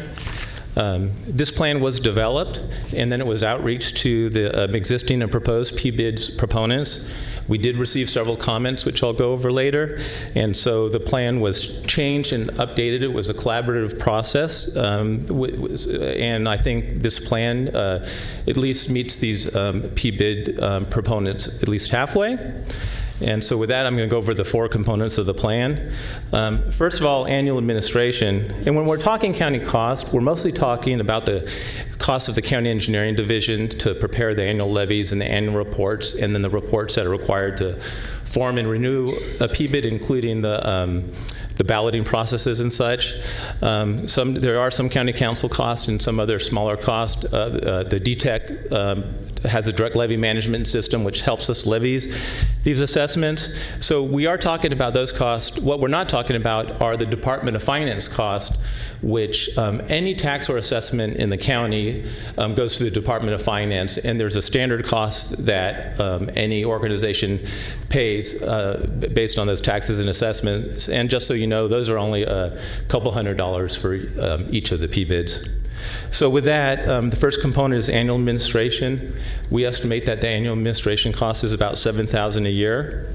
This plan proposes that each year, through economic development, through a general fund allocation, to pay up to $3,500, about 50% a year for each of these P-bids, and then the P-bids would pay the remaining 50% each year. For future formations, and these are P-bids that have not approached the county yet, but we estimate that should some entities come forward and they want to form a new P-bid, the county cost is about $25,000 for each of these P-bids. Now, this doesn't include the consultant costs that those entities would also have. They would go out and hire their own consultant, and so there's other costs beyond just what the county costs are. And again, we're proposing a general fund allocation to economic development to front these costs, and that the county would pay 50% of those costs, capped at $12,500. The remaining amount to be reimbursed by the new form P-bid over the following 3 years. The third component is renewals. Every 5 years, or possibly 10 years if the initial renewal was for a 10-year period, the P-bids are renewed. It's actually the same process that it takes to form a P-bid, but typically the costs are a little bit less than the formation of a P-bid because it's not a new thing, so there's less issues to deal with. So we estimate that the cost to renew a P-bid for the county costs that I mentioned to be about $18,000, and it's proposed that economic development front those costs, but that this entire amount be repaid by the P-bids over the next 3 years. Just want to point out that there's a current Florin Road P-bid, which was the renewal of which was initiated today. That P-bid effort is, since this plan hadn't come to the board yet, that effort is being funded by the remaining existing funds that I mentioned earlier. So that would not be funded pursuant to this plan. With that, the fourth component of the plan would be the P-bid Academy formation cost. So with the P-bid Academy, which has been going on for about the last 3 years to help incentivize P-bids through the formation process, costs incurred to date, estimated through the end of this fiscal year, are about $221,000. General fund allocation to date is about $146,000. So this estimated gap right now, it's estimated to be $75,000. And the proposal is that the successful Academy P-bids reimburse the county this cost. However, through the discussions with the P-bids and the proposals, we did get a request which the county is recommending that we cap each P-bid's cost to $20,000 per P-bid, and then to be paid back over 3 years. So, if 4 P-bids formed, there would be more money coming in. If only the Carmichael has formed, if 2 P-bids form, then that would be $40,000 contributed to the cost recovery. So the second part of today's item is the agreement with the Owners Association. P-bid law does require such an agreement to be in place. There is no current agreement with the Florin Road and the Fulton Avenue P-bid, I think mainly because when these P-bids were formed, that wasn't a requirement of the law. And I actually searched files and could not find any such agreement that was put together when those P-bids were formed or renewed. We do have agreements with the Watt Avenue and Carmichael P-bids, and those were approved in 2015 and 2017. And they do include a cost recovery component. Today's action would actually authorize the same terms of whatever the board approves today to also go to Watt Avenue and Carmichael, and so we would be able to enter into an updated agreement with them. And so what's in your board packet today is a template for an agreement with Owners Association. The terms of these agreements, of this template, includes this proposed cost recovery plan. And today's action authorizes the Deputy County Executive to enter into these agreements with P-bids subject to minor changes that are approved by the Deputy County Executive in coordination with the County Council. As I mentioned, and I know there's many people in the audience today, we've had outreach over this proposed plan. Certainly through the P-bid Academy, there were many, many meetings with the proposed P-bids formed through the Academy, and components of this plan have been discussed along the way. In December 7th and on February 16th, meetings were held with the general PBID community, and those meetings were well attended. We received many comments, and we actually had continued discussions and emails and communications with many of the people that attended these meetings after those meetings were held. So I do want to point out that this agreement, many of the comments we received were addressed in this proposed agreement. There's a commitment that the county is going to provide the same level of service it already provides, so it's not going to replace what it already provides with the PBID provided services. The agreement incorporates the county cost recovery plan, which I just explained. There was a subcontract requirement that was initially in the agreement that we requested and worked out with county council to have a threshold, so only contracts above $25,000 would require multiple bids. That if the PBIDs are ever audited, that the county would pay audit costs. There was indemnification language proposed by the Fulton Avenue PBID board member, and honestly, our risk management liked that language better than the language we had in the draft agreement, and so we incorporated that language. The county also agrees. We have a lot of parcel information through our GIS and through our direct levy management system that could be of assistance to these PBIDs, and we agreed to share that information with the PBIDs. And also, what I mentioned before, through this process, we got the request to cap the PBID Academy PBIDs, the payback at $20,000 for each PBID. So with that, I do want to say that staff will report back to the board in 3 years on the proposed plan and how it's working, as well as we have annual reports that come back to the board every year on any of the formed PBIDs as well. So I recommend that your board approve the PBID cost recovery plan and adopt the resolution that authorizes the Deputy County Executive to enter into agreements with PBID owners associations. And with that, I'm certainly available to answer any questions. Well, thank you, Bob. And I know we have a number of speakers signed up. I'm going to take some questions and comments from board members. I guess one of the questions that I go back to a little earlier this spring, and again, I appreciate the work certainly that you've been tasked with, Bob, and the recommendation that you bring us today. But I, for one, would say to folks that you might have saved yourself some of the commentary you'll hear from me either now or as we get into this hearing if we'd have had this workshop around this, not so much about the contract piece of it, but about cost recovery. For one thing, the PBID Academy was, again, something that was started under a previous administration relative to county executive and staff there. And I don't know if cost recovery was a part of that. We really haven't had that conversation. And I'll just tell you that having been a member of this board from the time the first PBIDs were formed in 97, 98 up until this moment, that something got lost in the translation here.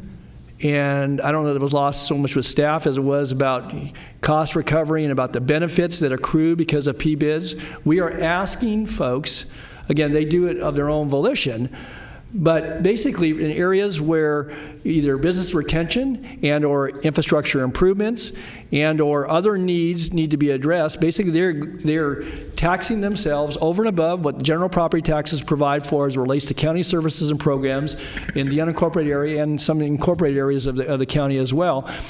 And I have and I said this to Nav yesterday, I have a basic disagreement with the premise by which this even comes to us. Not that I don't expect people to pay their way and not to accrue certain benefits from the county that others might not. But this, from an economic standpoint, when you look at a Fulton Avenue or a Florin Road or even some of the more recent ones, and you look at even the sales tax from car sales on any given month or from a major retailer or a group of smaller retailers, this county proffers, from the standpoint of its general fund and the ability to contribute service, multiple times about what we're asking here today. And I frankly disagree with this approach. Not so much the contract and all that stuff, but I don't even know why this is here before us. To me, this is a general fund contribution. The money that accrues certainly to the public side of the house, and I don't know if anybody's quantified that or qualified that, It's got to be on order of magnitudes of millions and millions and millions of dollars over the years when you look at the sales tax and the retention. And again, we've done our part, but we were a partner going into the early ones, and we're a partner now. And I got to tell you, I don't have these in the areas that I represent, but to me, I just disagree with the premise of this. And in the academy, it wasn't the folks that formed the P-bids that put the academy on. The county was. Did you tell them from the get-go that you were going to be charging you for this? I'm not so sure that we did, at least early on. Maybe more recently we've done that. And I know that Supervisor Peters, and certainly in her district, has worked very hard. My colleagues in other districts as well. Again, if we'd had this conversation in a budget context or whatever, I would have expressed that then, but I just don't. You can meet people halfway. I don't think I don't see meeting people halfway as being the compromise here. I don't know why we got in our head that somehow we got to go back and get a couple $100,000 and we got to cover these costs, and maybe that's the direction from other board policies relative to cost recovery. But what accrues to this county relative to the economic benefit and the business benefit and the quality of life in neighborhoods that spills over from these business districts, that's almost unquantifiable. And I just don't see this as even being reasonable. And so that's, again, that's no take on your work, Bob, or that of the exec's office, but I disagree with this. That's where I'm at. Supervisor Peters? I would say I'm in complete agreement. From the beginning of this, when I go out and talk to the business areas about forming a P-bid, it's never mentioned that you're going to have to pay for it, but it's all about providing services that the county won't, for whatever reason, usually budgetary, provide. And so these people are taking their own time to go through the whole process, but also to have monthly meetings to discuss what's going on in their formation area. And that does nothing but benefit the county and the residents in the area. In Watt Avenue, in the first 6 months, the crime rate went down 30%. That's not a direct cost recovery, but it saves the sheriff's department money. It's pushing pimps and prostitutes and drug dealers out of these areas, and I think we should be encouraging them. And I know when I'm talking to them, I say to them, government's not going to be involved in this other than collecting the money and sending you a check. And I think that's what we should be doing. I know we've struggled with this, and I know the counties are different than the cities in the way they're funding, but I think we should find a way to fund these programs within our budget. And specifically then back to the P-bid Academy, my feeling was, my memory is that this was the county's idea of ponying up some money to encourage groups to form P-bids, and nothing about you'd have to pay it back and oops, we went over budget, so now you got to pay back more.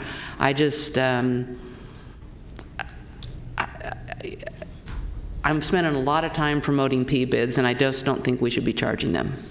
So that's where I'm going to start from in this discussion. Okay. Any other comments or questions? Supervisor Frost. I'm looking forward to hearing public comment if there is any, but I did have a question relating to Florin. Did you say that Florin did not have a cost recovery component in their contract? That's correct. Currently, there is no contract with Florin. With this renewal process they're in now, so we'll want to get them to sign whatever template agreement your board approves today. Yeah, Florin and Fulton that were formed in the 90s. They were formed 20 in the years 90s. ago. This idea didn't exist then. Correct. So how do we go back and just change the rules on them when they've been going down that road? I mean, I think it's fair for these businesses who form a coalition, a P-bid, to come together, because what they're assessing themselves for is going to save them at the end of the day. Together, they're going to save cost and improve their businesses and improve their future. So it's fair for them to pay part of it. I don't have a problem with that. The struggle I'm having is to change the deal midstream on those P-bids that have been operating and are used to operating in a certain way. if it comes to the point where the county is forming so many P-bids that it's becoming a burden on our budget, then we have to look at what's equitable and how much what can we do. But is there a way to grandfather those in who were operating under a different rule, I guess is the question. Are they saying that they can't? My understanding is that there was one that was going to fold if they had to pay. Is that? We might hear public comment on that. Yeah, let's hear. I guess let's hear public comment. Okay. Okay. All right. That's a question out there, Supervisor Stern. Thank you. Question for you, Bob. How much, if any, thought was given to how this would work if there's the formation of a future PBID that has both incorporated territory and unincorporated territory in the PBID? In other words, if we were to, let's use Fruit Ridge Road between Highway 99 and Stockton, where you have some parts of the north side of Fruit Ridge that are in the incorporated limits of the city of Sacramento. How would this work in terms of cost share, or maybe better put, joint contribution from both jurisdictions? Well, what would happen in that case, and that does happen now, is that if the county is going to be the main entity forming the district, then whatever actions are taken today would apply, and the city would consent through their process to be included in that PBID. If the PBID is formed by the city and then the county consents, as it does in many of its PBIDs, to be part of those PBIDs, then the city of Sacramento rules apply, and they may be a little bit different, but there's an agreement there as well, and they have a certain cost recovery program. It's a little bit different. So I don't know if there's a rule on. I would imagine if most of the PBID is in the county, it would be a county-formed PBID, and it would be a county-administered PBID, and then the city could and probably would consent to be included in that PBID, just like they do in Florin Road and Watt Avenue. So there would be some equitable contribution made by, or there is today an equitable contribution made by each? Yes, and that would be through the PBID assessments. So, but we're talking about the administrative costs here. Oh, okay. So, so if you're talking about the cost recovery plan, right, then there was no discussion in regards to whether the city would pony up for the portion of the costs that are in the city. The proposal is that the county fund these admin and renewal and formation costs, and no, there was not a discussion in regards to if it was half in the city, how that would work.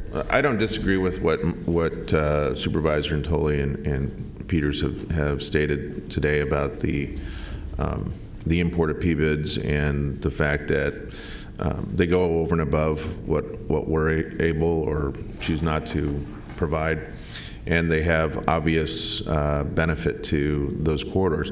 I would encourage us, though, whether it's what's being recommended by staff or if we choose to modify the recommendation to perhaps fund something different, that we look at existing PBIDs that split territory with incorporated cities and future formation that splits corridors with between incorporated areas and unincorporated areas, such that there is some equitable contribution made by participating jurisdictions to alleviate the administrative cost burden, because to me, that's what this is really about. Does that make sense? The only thing, I mean, sure, it makes sense, and the only thing I'll point out is that there are many city PBIDs, that would probably, the discussion would be, there's city PBIDs and there are county PBIDs, and there's probably, money that would go both ways in such a discussion, but it's certainly a discussion that could be had. Maybe to add some clarity to Supervisor Stern's question, Bob, if there is either the city or the county or the administrator of a given P-bid, and there's a decision made, is this going to be a city P-bid or a county P-bid? Right. There are city costs, the costs that we're talking about in this discussion. There are equivalent costs associated with P-bids that are administered by the city. They're not the same. They're close, but they're not the same. And there's been a lot of examination of what those costs are and what are the drivers of those costs as the recommendations have been developed that are being presented to you today. But in terms of sort of a hybrid P-bid, be it formed or existing, there are P-bids that have county-owned property in it, and that's what Bob was sort of referring to. It's not jurisdictional interest, it's county-owned property where we pull or contribute our fair share based upon the property that we own. In terms of jurisdictional authority, a decision is made. Is it a county P-bid or will it be a city P-bid? And once that decision is made, the jurisdiction that is selected serves as the administrator, and it's their rules of engagement apply for the associated cost. That doesn't foreclose the ability then of the jurisdiction that is going to be the principal jurisdiction to recover those administrative costs then from another jurisdiction that part of the corridor lies in. Right? In theory, it wouldn't preclude that. It wouldn't preclude that from recovering those costs, but to the extent that a portion of those costs are automatically go to that other jurisdiction, to the extent they own property or controlled property in there, they would already be contributing. Yeah, that's not not principally what I'm talking about. I'm talking about the jurisdiction in which private property lies in either an incorporated territory or an unincorporated territory. You're correct, Supervisor. And whichever jurisdiction becomes the administrator, that's where the fees go. Okay. Okay. We do have some speakers. I'm going to ask one of the questions. I mean, I mentioned my comments, but did anybody take a step back and look at what difference this makes not only to the economic generation, but also, again, some of the things that may not be tangible to Supervisor Peters' point? Because, again, I got to say, I think it's lost in translation here. It's like, we got costs in this one department, we got to recover them. But to me, over the years anyway, I've seen this has been our part of the contribution. We've contributed in other ways. We've been a partner, and certainly our engineering folks and our transportation folks and our economic development folks and our law enforcement folks and others have all been a part of that. But to now go and say, well, we got to get $7,000 back here and $20,000 back here because we got to offset the general fund contribution. I mean, to me, it's like apples and oranges. What you're getting in net benefit, the tangible, real neighborhood and business district benefits that are over and above most anything this county would have been able to do or would have done. I'm going to be very honest about it. That's not that's not a diss on anybody. It's just the truth. The improvements along Fulton Avenue or Florin Road, again, we were a partner. The housing agency was a partner. The redevelopment agency was a partner. Transportation, others I mentioned. But we wouldn't have done those of our own volition. I don't believe we would have. We would have picked and chose, and you wouldn't have seen the vibrancy, the restoration, the preservation. And I don't even know how you can quantify it in dollars, but I got to believe there's some ability to say when we talk, and I know in the years past when we talked about Fulton Avenue and the potential to lose, the auto dealerships, but also just businesses there. Florin Road, similar thing. And so why do we come back 20 years later just because we see more of them being formed? The county, again, certainly has taken some initiative to promote that. And now, woe is us. My gosh, we're going to be spending $25,000 here and we're going to be $40,000 over here. Again, it doesn't make dollar sense to me. Because I was just going to say, it's not unlike a tax increment benefit that we used to enjoy under redevelopment. Right, exactly. Supervisor Natoli, my understanding, and Bob, correct me, is that there's been charges all along for 20 years, right? Mm-hmm. So this is not a new charge. The issue that was presented to us was that new agreements had to be signed since state law changed, and that's what Bob has been working on. And the decision in front of you today, this issue came up a couple months ago about whether we should what's the charge that needs to be in here? So we've been charging this amount. So I'm going to go on the record. I want to know, you're saying we've been charging this all along? So these costs, or been eating it all along? No. No. Just for clarification, I want Bob to make. So, so with the Florin and the Fulton Avenue PBID, which don't have agreements, we've had funds that were put together in the late 90s that were there for a lot of the improvements, as well as for the renewal cost and the annual administration. So these were actual costs that are incurred, and they were charged through those funds. For Watt Avenue, we have an agreement, and we have collected some of these costs. We've had them pay some of those costs, and we've from the assessment proceeds, and then the assessment proceeds are sent to those districts. And Carmichael, we just recently did a hand billing, and we also collected some costs from. But that was subject to us. I paid for that out of my funds, district funds. Both. Some of it. Some of it, yeah, absolutely. For the hand billing, that did come from your office, absolutely. So I think part of the issue that we were faced with on this is some of the funds, the way I understand, is that there were funds set aside, and the county went in and whatever the admin fees needed to be collected out of it. I've also been told from both Bob and Rob that the entity that the funds were set aside didn't realize that those funds were set aside and the admin costs were being taken out. So the purpose today is to clarify this once and for all and get direction. If we're going to charge, what's the charge? If we're not going to charge, here's the rules of engagement behind it. Also, what compounded the issue is, your recollection, Supervisor Peters, is correct, is that in the last couple of years, the county got into let's have a PBET Academy. And I don't believe, and Bob will correct me hopefully, I don't believe that discussion was ever had who was going to pay for it in a budget context or even upstairs. So this is one of those things that we have this academy, we got the money sitting there. My preference will be, once we resolve this, whichever way we go, is to get out of the PBET Academy. I don't think that's is way to go at it. If folks want to form a PBET, Bob and his staff are available, and they should assist in creating the PBET for the reasons that you stated, that this is an economic incentive, and we should be assisting with that. So the PBET Academy is whatever we decide today.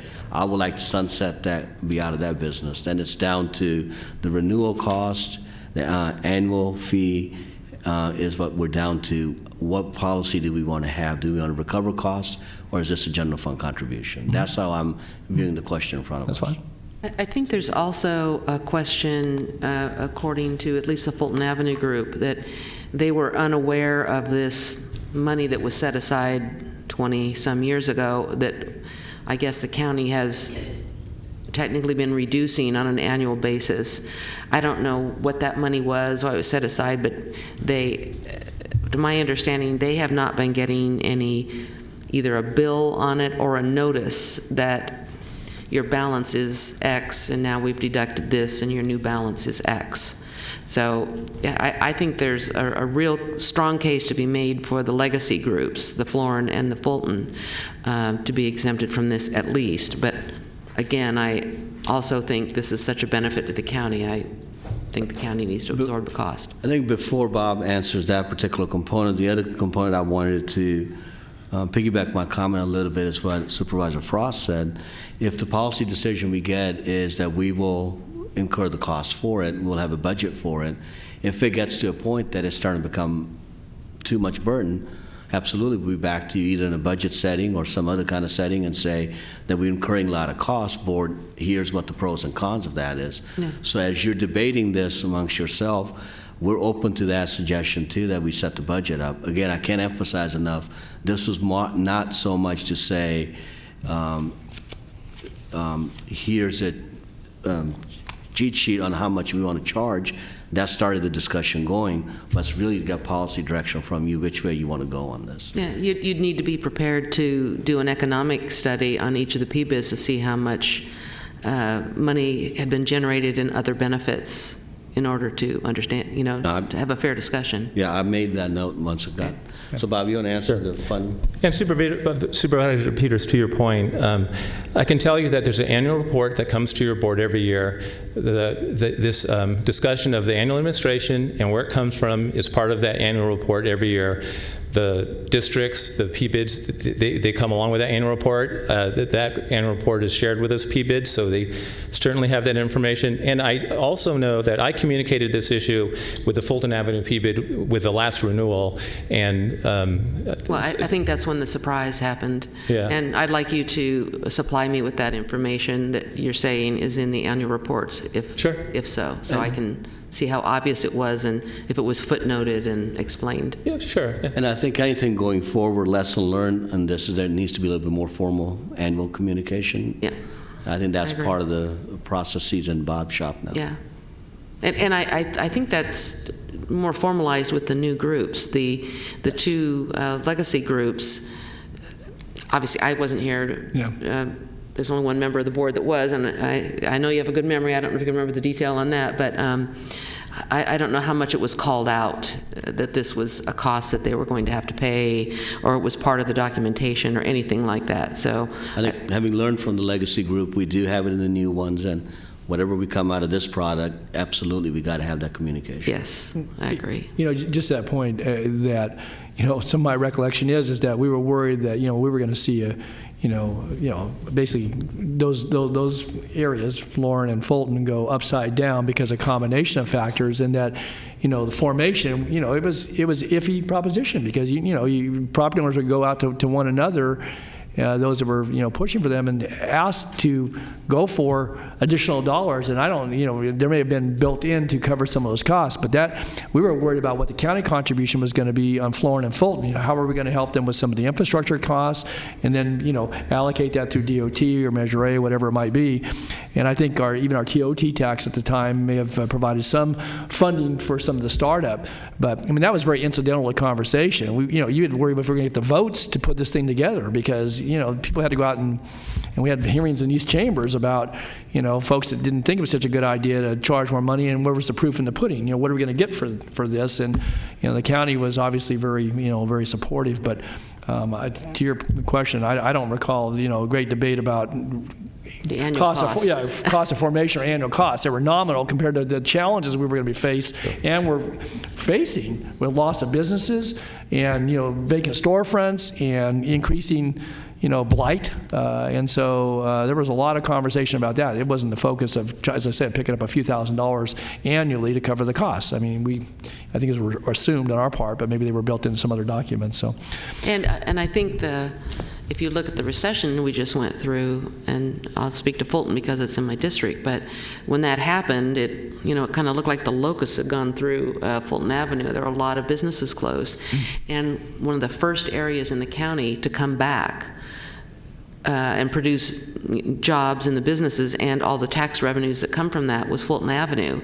And I very strongly believe that was because of the district and the strength of the district, and they're working together to come up with new ideas. So, as far as I'm concerned, Fulton Avenue could still be a lot of empty car lots now if we didn't have the association. So. No, it's hard to quantify in a budgetary sense and in the way that we work how much benefit the county and the county residents receive from something like a PBID. But I think back of the envelope we can certainly say a lot more than $6,000 or $7,000 a year in annual costs and an $18,000 renewal fee. I think we should be promoting these things.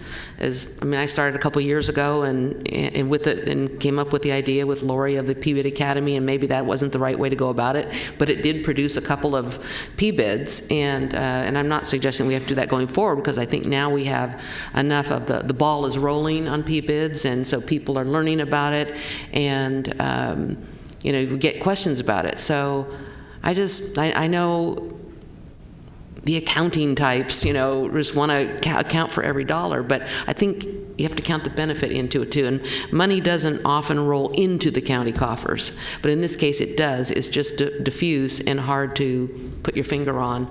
So, maybe we ought to do a study about it. And I can't emphasize enough the conversation, the reason we have this in front of you today is not on a merit for PBID. It kind of is, though, Nav.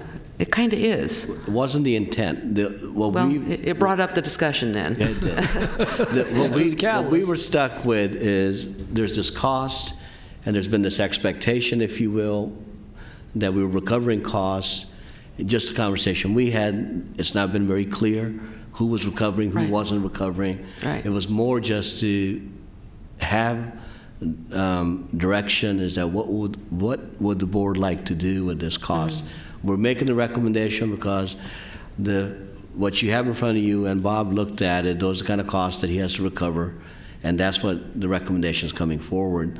And as I said a little bit earlier, if the board direction is that because of all the economic value that this brings, that there's interest for the county to absorb all the costs, absolutely, we'll take that direction, and we'll also monitor it closely if it's getting to a point that cost is getting too high. And then But wouldn't that be great? That means we have a lot more P-bids doing the work. Yeah, I mean, improving our neighborhoods. With the district tours that I took when you first put me in as county executive, every one of your district, I mean, there's areas in there that I think will benefit tremendously from this. Right. So I mean, I'm thinking if I have the conversation with a group of people on any given, boulevard, let's say, and I'm saying, you get this passed and it's going to come in the tax bills and we're going to give you a check back. How different it would be if I had to start the conversation with, well, we're going to charge you $25,000 a year to do this. That's kind of a non-starter. I mean, $25,000 in the scheme of what they raise it's a fair amount of money, but it's a deterrent to the conversation about the benefits that would derive. Yeah, this is good feedback for us because we are hearing from you directly on what the expectations are. And again, if we came across that we were trying to recover every penny, that wasn't the intent behind this. And if we left that impression, I do apologize for that. And I was just saying, I was Supervisor Frost wants to weigh in, that just to the point here about kind of the backdrop, not necessarily the intended, the point of reference for discussion this morning, but to go into areas that may be challenged or struggling or facing the threat of loss of business and or showing those net impacts, and to say to folks, basically say to themselves, that guess what, we're not doing so good and we need to charge ourselves some more because we're going to have to get better. In the early years, there wasn't a lot of proof of that. Now, obviously, we have two, districts that are, 20 years or approaching that I think have shown, a good deal, if not a great deal of success. We got more recent ones that will, again, I think, complement that. And so, to the point that Supervisor Peters made a moment ago, to go into folks and say, yeah, have we got a deal for you? You get some leadership out there, and but it's going to cost you right from the get-go. If you're successful, you're going to get, here this bill is going to come to you on top of everything else when they're looking at vacant storefronts, maybe issues of crime, of blight, of needed street improvements, all the things that, again, are county responsibility through one agency to the other, and that because of the spread we have, because of demand on services and the limitations we have, we aren't able to do all those things. They're not just the nice to have, some of those are the need to haves in order to have a quality of life, and they supplement that with the dollars that they, over and above their tax obligations they pay. So I think it is about the message. It's not so much about the money. And in my view, I've said it already. So anyway, Supervisor Frost.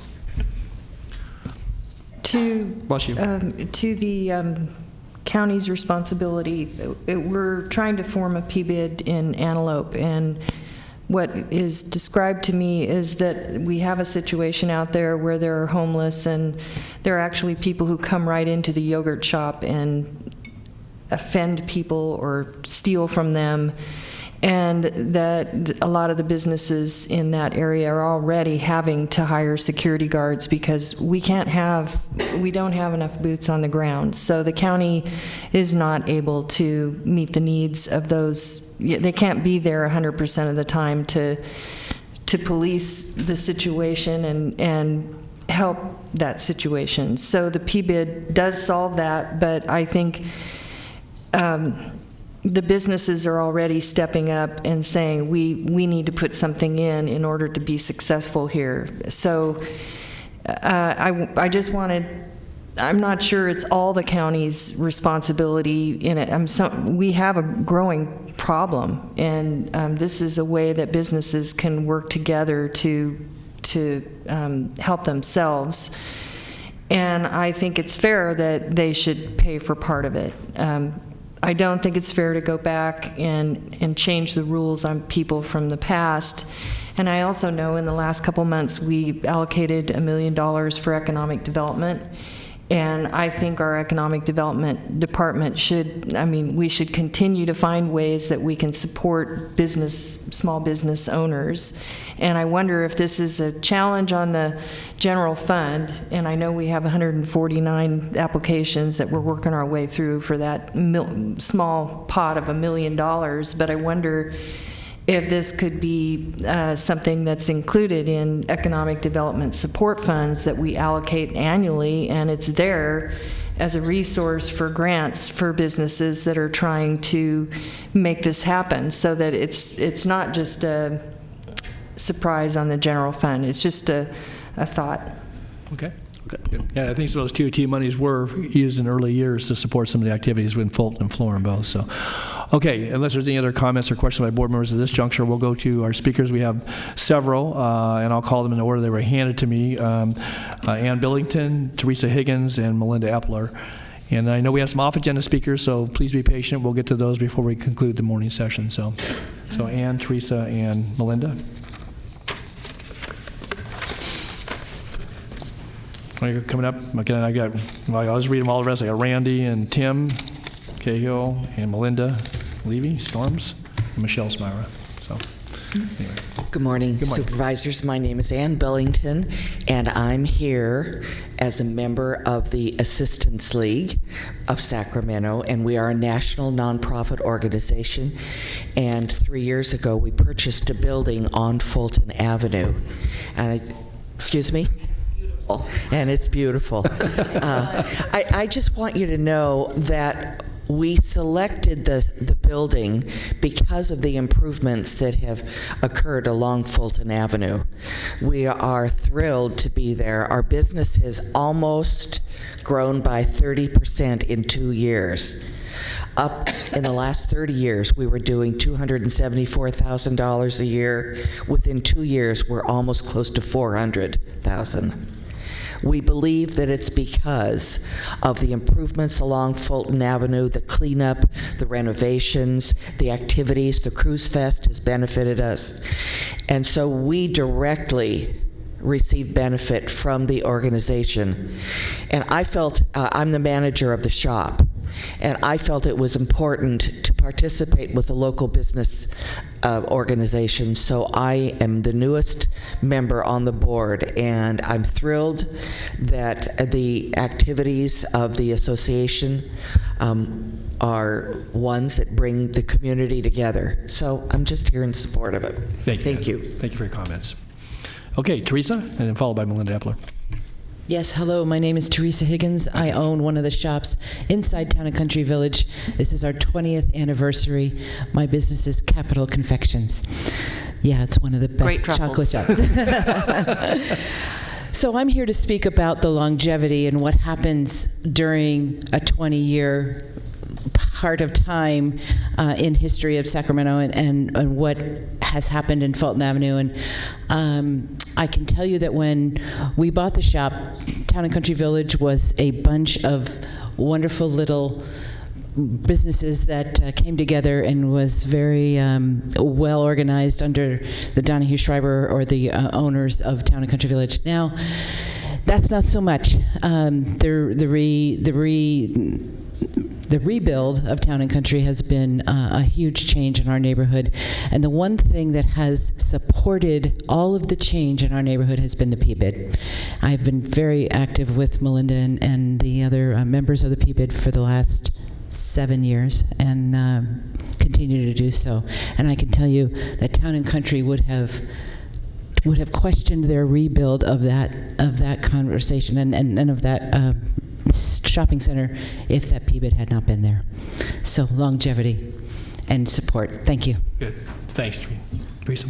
Okay, next Melinda, then Melinda's followed by Randy Graham, followed by Tim Cahill. Good morning, Melinda. Good morning, Chair Natoli and members of the board. Melinda Epler, Executive Director of the Fulton Avenue Improvement Association. You know, I'm really happy we're having this discussion, and I really appreciate each of your comments and the comments of staff, too. This has not been an easy discussion to have. And I want to thank Ann Billington and Teresa Higgins and the others here representing the association for taking the time to come speak to you, because everything that each of us has to say is important. Most PBIDs are formed because there are needs that are not being met. That's been very clear in your comments. It's evidenced by the number of PBIDs that are popping up all over the county and in the city, in the state, in the nation. It is a wonderful vehicle to get things done. The Fulton Avenue Improvement Association has been in place for 20 years. The projects and improvements that we have completed in that time we could not have completed without the county's assistance. We're very appreciative of that. It's a partnership that's worked well for both of us. We are a shopping and dining destination, and always have been. And who wants to go shop and dine in an area that doesn't feel safe, doesn't look good, it's dirty? It's not a place you want to go to. That has been completely transformed. It has come back to as close as it can in this economic climate to its original beauty. Now, 20 years ago, we made a commitment to our constituency. Our constituency are our property owners, our business owners, and our customers. And let's not forget the neighborhoods around the Arden Arcade area, because predominantly those folks are the ones that are coming to shop and dine on Fulton Avenue. They are generating those sales tax dollars for you. Our commitment was this: we're going to collect this extra sales tax from you, or property tax from you, and then we are going to honor that money and reinvest it in the street. We are not going to spend it on superfluous things. We are not going to spend it frivolously on administrative costs, internally or externally. We have honored that commitment. When our property crime spiked in the downturn in the mid-2000s, we hired the Sacramento Sheriff's Department off-duty program to patrol our district 5 nights a week. We did this for 10 years because when a property crime occurred, we didn't get response on the avenue. The county's law enforcement team was too stretched. If there wasn't blood, a vehicle wasn't going to come make a report.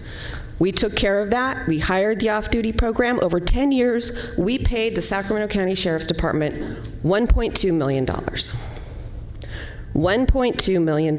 We probably saved deputies' jobs over that time. We had more off-duty deputies wanting to patrol Fulton than we could possibly hire. Well, that changed. And then we couldn't get off-duty deputies to come patrol. They had been promoted, they had moved around, whatever the reason. So we hired private security. But $1.2 million over 10 years. When our palm trees, the 67 palm trees that were planted in the landscape medians 18 years ago, were not being cared for properly, I gave Supervisor Peters a call and said, our palm trees need to be trimmed. We have a parade on the 4th of July. It's in 2 months. And it was suggested to me, after conversations with staff, that perhaps we could hire our own landscaping company to prune those palm trees, which we did. And so we had our landscaping company pruning the palm trees, 67 of them. It's not a small effort, and it was quite expensive. We have a conservative $375,000 annual budget. We own that budget. We stick to it, thanks to our board of directors and our conservative treasurer, Randy Graham. The county's $3.8 billion budget is owned by you. We're doing an excellent job for our constituency. We're doing an excellent job for you.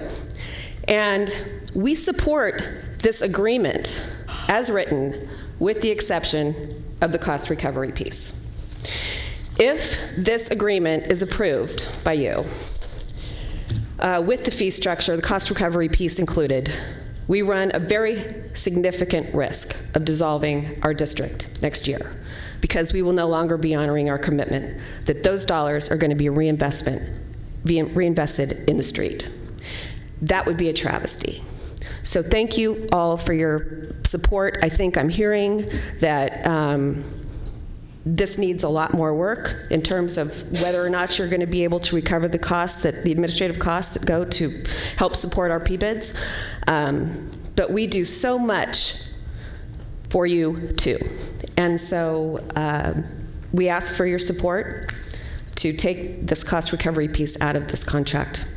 And could I ask Melinda, remind me how much money was leveraged in grants to do landscaping and improvements? 20 million, 23 million? We're just under $7 million of collected private money over 19 years, and those monies have been leveraged to $23.5 million in improvements.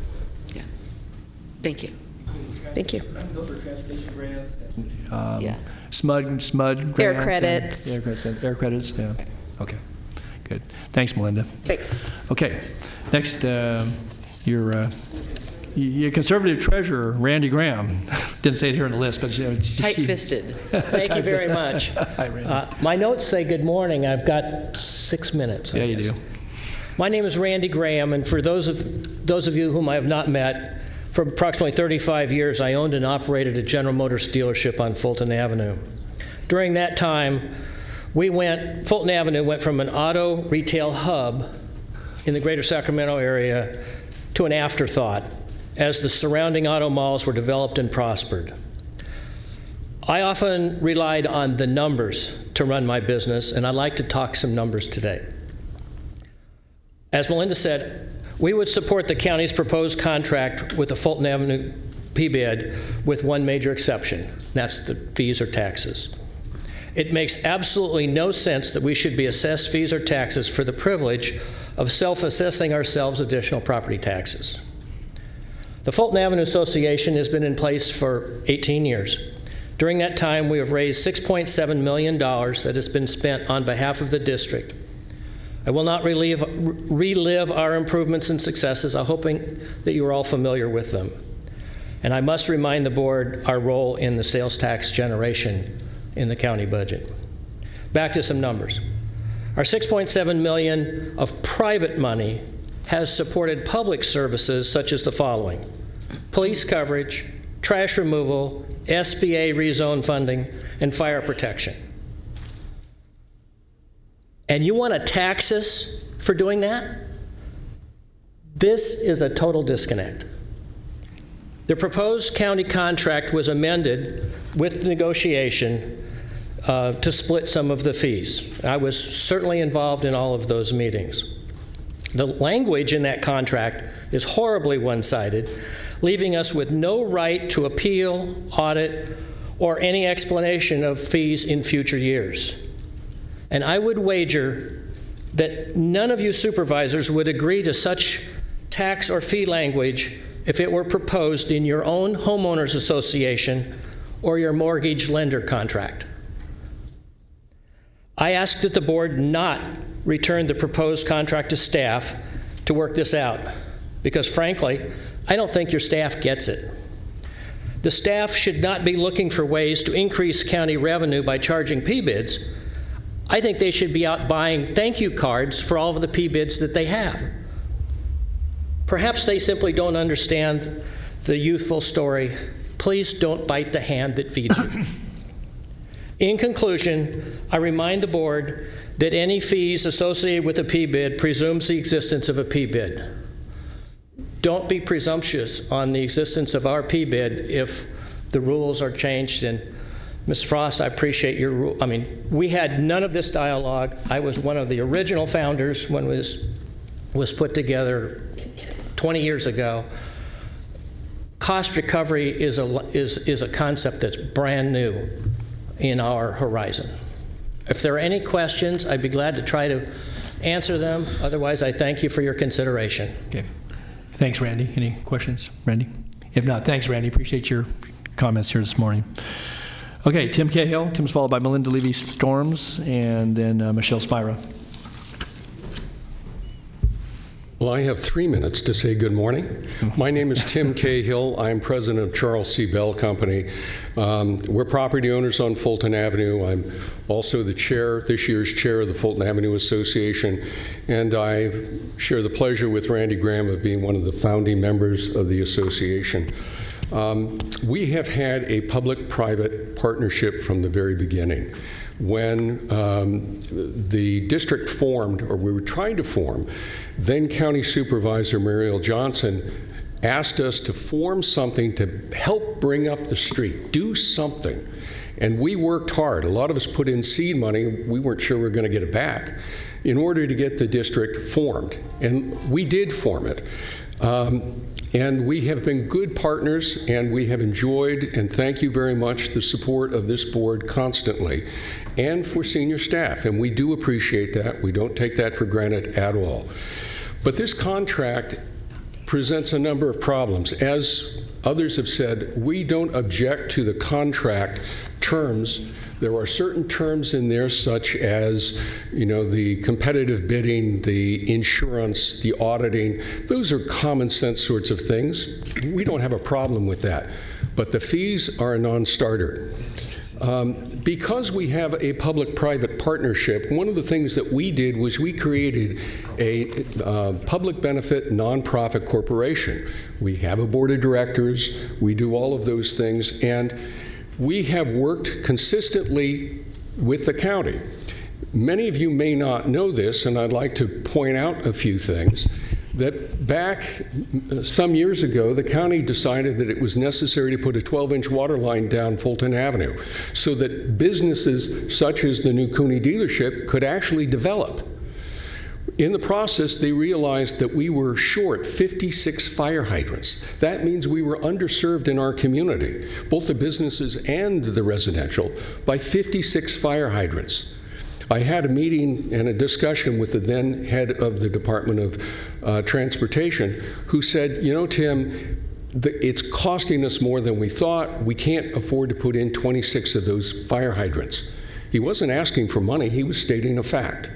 The next day I went to our board, and one of our board members, a businessman and conservative, said, the county's been up front with us, we'll be up front with them. And we voted to give you $160,000, and we got the 26 fire hydrants. And it was good for us, and it was good for you, and it was good for our community. Then some years later, the county planning department said, it would be really helpful if we had a special planning area for this area so that we could encourage businesses. And so they went through the process. And we got a phone call one day and said, we're short $90,000. Can you help us? We gave them $90,000, and we got the SPA. Melinda has talked about the over $1 million that we've supplemented the Sheriff's Department. We have an ongoing district cleanup that costs us tens of thousands of dollars a year. All of these things that I've mentioned are municipal functions. We're not getting any money from fees or anything else for Melinda Epler's services. None of us on the board have gotten one dime. Randy's been on there for 18 years, as I have. We do this because that's our civic duty. Now the staff is proposing, I think, to violate that public trust.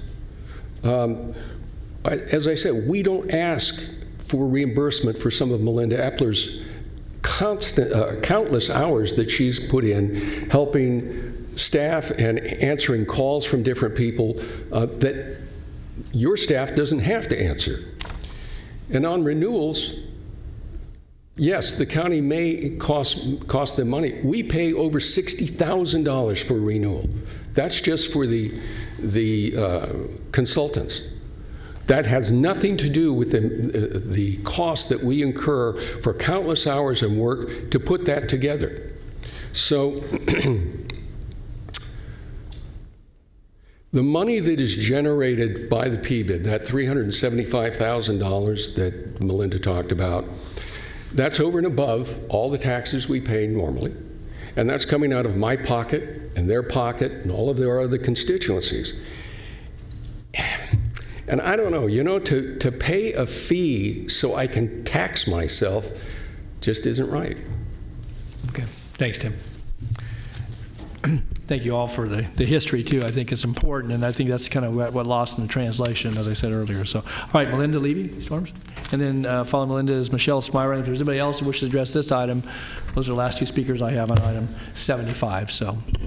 Thank you. My name is Melinda Levy-Storms. I am the in-house counsel for the Nilo Company, and I've had the privilege of working with the Nilo family for almost 13 years now.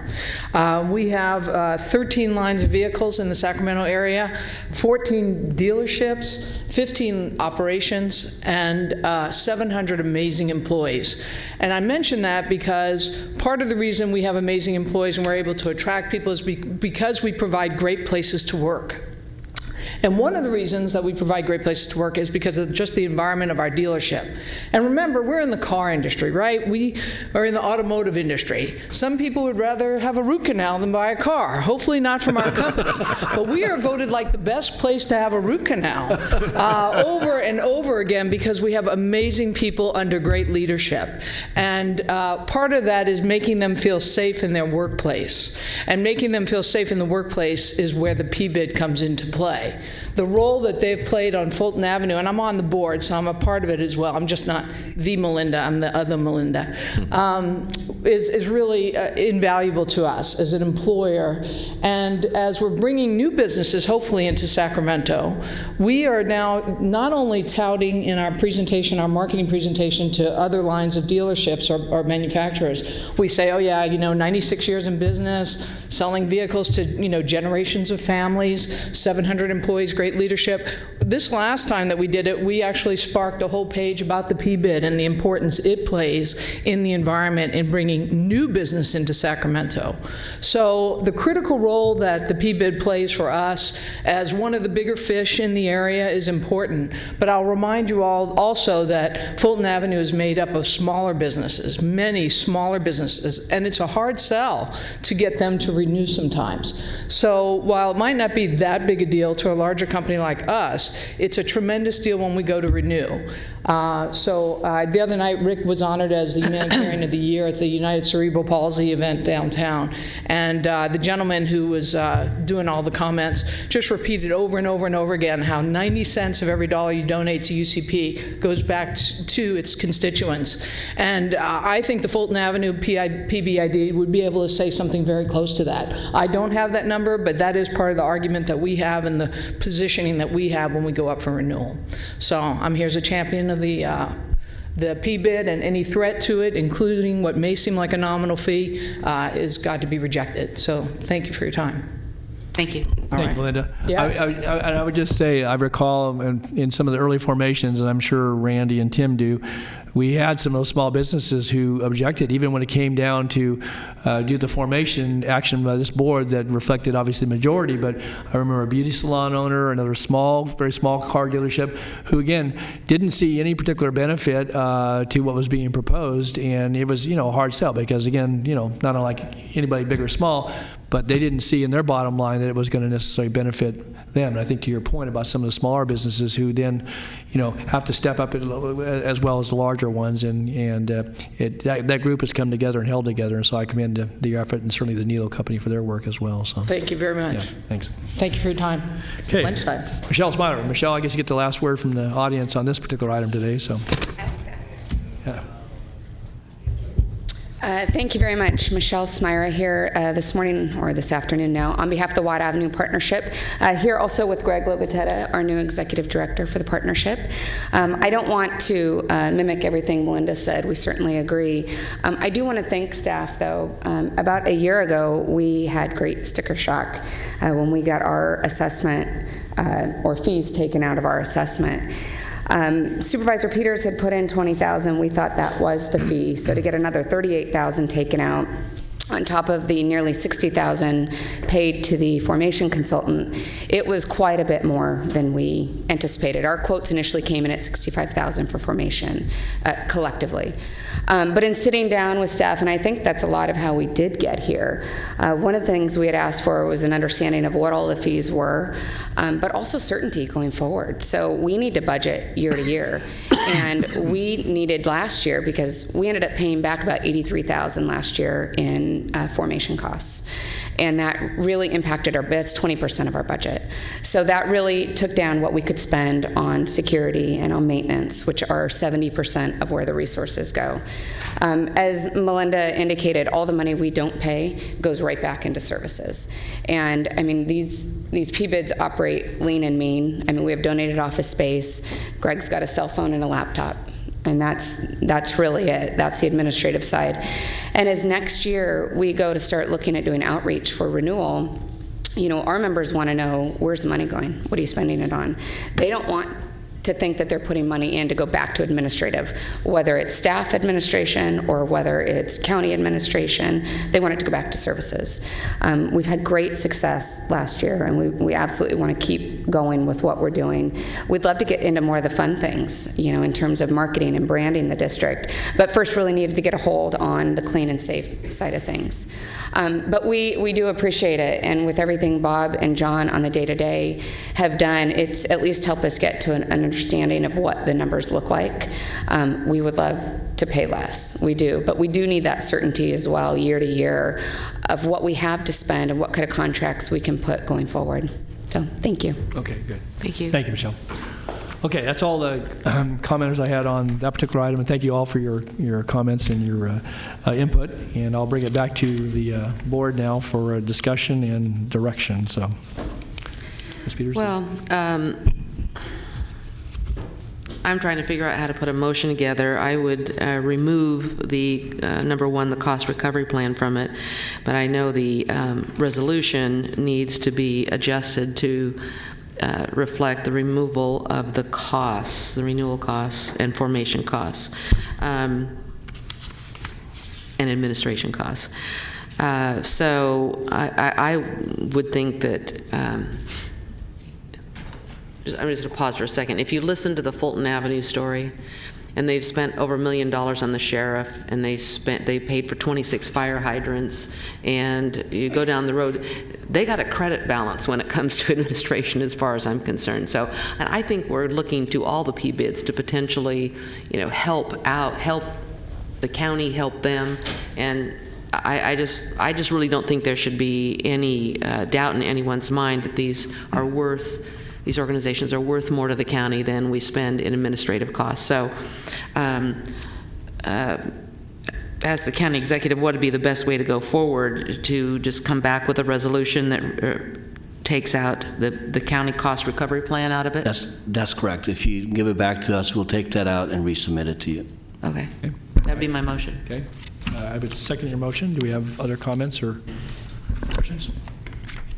All right, so the motion is to send this back to staff for reconstruct of the resolution, taking out the cost recovery for the items that were listed, so that would include no cost recovery.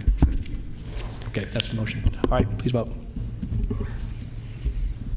Unanimous vote for those members present. Thank you all for coming in and telling us your story. Yes, yeah. Couple of agenda management Okay, items. so this item, you're going to bring this item back, though? Yes. Yeah, the resolution with the agreements first. Yes. Okay, Yeah, thanks. We are going to move our closed session today because of the time to tomorrow at 1:30. Okay. Working with your offices, rescheduling meetings that you all might have. One of the requests we have is we have Gibson Ranch, and then we have our Medi-Cal Dental Advisory Right. Folks are here Committee. for that. Yes. And our presenter for Medi-Cal has to leave by 2. So if he could do Gibson Ranch, Medi-Cal, and then come back to the planning items. Okay, all right, we'll do that. And I know we have some off agenda, so I know Mr. Anderson and Ms. Ash have been in the audience, so if you'll stay with us, we'll try to get to you before we break for what's going to be a delayed lunch. So, okay, so let's go call the Gibson Ranch item first, you're saying? Yes, Gibson Ranch first. We'll call that item first, and then we'll come back to the dental cal, and then we'll come back to the other ones, okay? Item 76, report back on the operations of Gibson Ranch County Park and authorize the Director of Regional Parks to execute the First Amendment of the lease agreement for Gibson Ranch and amend the Department of Regional Parks fee schedule. Okay. Good afternoon. Good afternoon. Thank you, Board. Jeff Leatherman, Director of Regional Parks. And what I'd like to do is just walk the board through a couple of key items in the staff report, and then also introduce Doug Ossie for some comments and explanation on this item. On March 21st, you directed staff to return back to your board on a couple of items related to Gibson Ranch. Primarily, it was noted and the intent of the board that the discussion around Gibson Ranch was about how we operate Gibson Ranch. It was not a discussion about closure of Gibson Ranch, and we are continuing that direction from the board. It was also the intent of the board to work within the existing lease structure to see what type of model we could put together without amending the existing lease structure to the point where it was no longer valid. And the recommendations in the staff report and in the resolution, we believe in working with County Council to do that. What we're asking the board today is to consider giving the department director the authority to execute an amended lease agreement and provide some parameters that are included in that resolution to do so. As you look at the parameters, and I'll outline the majority of them in a major way, the key, as we look at the revision of the parameters, starting with the utilities. As we look at the Gibson Ranch operation, Mr. Ossie explained to your board in March that there's about an average of about a $50,000 loss on the property to get it to break even. And so taking a step from that point, we're looking at paying the utilities and taking that cost on to the county, which would be a general fund contribution specifically paying for the utilities associated with the operation of Gibson Ranch. We estimate that cost to be somewhere around $53,000 a year. We would also take on the cost associated with the water wells there at the ranch and maintaining those wells associated with the utilities and the pumping of water. We would also provide a $50,000 annual contribution to the capital improvements, and that is a specific reinvestment back into the real property of the ranch.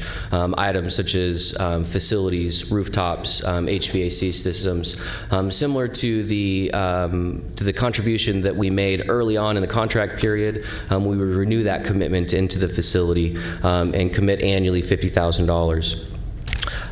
We would also install an automatic pay station similar to what we're using along the American River Parkway, also at Mather, and along at Elkhorn.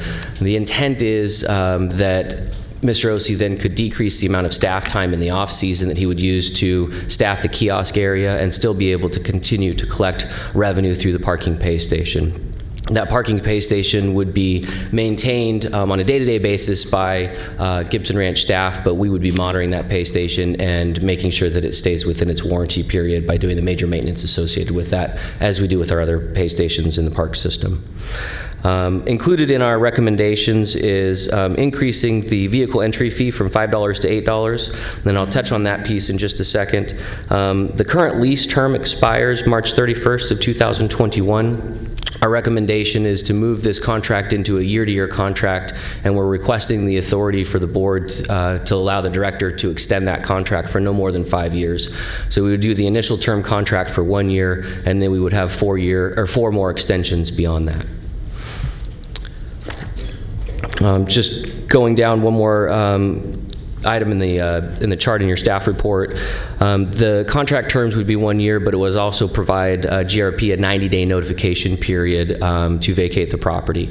This is a very tight window from staff's perspective, but we do have a strategy in which if Mr. Ossie were to give us the notification to vacate the property, we would be prepared following that notification to provide recommendations to your board almost immediately. And that recommendation would look similar to a RFP type process that we would go back out to the public community to look for opportunities for operation of the ranch.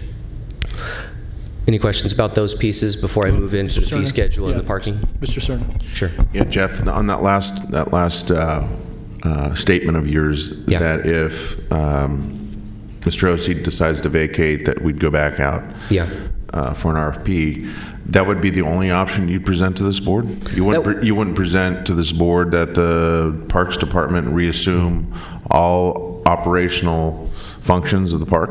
Thank you for the clarification. We would provide all of those options to the board, but we would also be in the process of preparing the RFP early on so that that was an actual viable option to the board. If you remember in March when we had the discussion, we had a significant amount of lead time in order to prepare an RFP and then put it out to the public.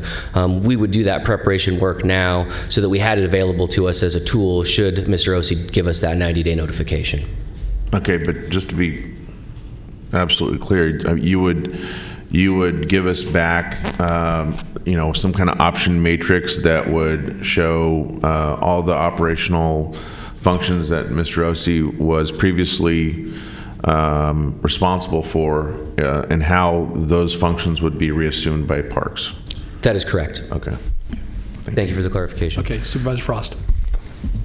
So I just want to clarify that my understanding back in March was that if we made any substantive change to the contract, that it needed to go out for an RFP, and that we're extending this contract in an effort to just for continuity to keep the park open, but we're still looking at our options. Is that correct? That is correct. Is this just is this the decision that we're making? The decision that we're making today is to renew the lease agreement under new terms within the existing structure of the lease agreement. And those items are outlined in the previous bullet points that I just went over. And that's within the existing structure that can be done with your board's permission through the Department of Regional Parks without having to go back out to RFP. The 90-day notification period is a fairly tight window. And so if Mr. Ossie were to exercise that 90-day notification period, we need to have a plan that we can present to your board to be able to move forward, and we would be preparing that plan as well. So your plan is to prepare the plan in the event that this in the event that something changes, yes. Jeff, can you just clarify, this is just continuation of existing? That is correct. This is a continuation of the existing operations as it stands right now, with the county taking on some of the financial burden.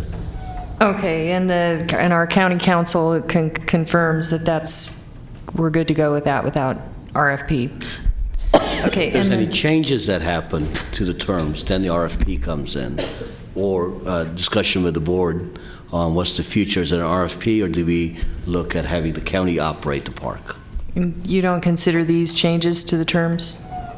Not substantial to trigger us into the RFP or provide other scenarios. That's correct. We are within the framework of the existing lease agreement now.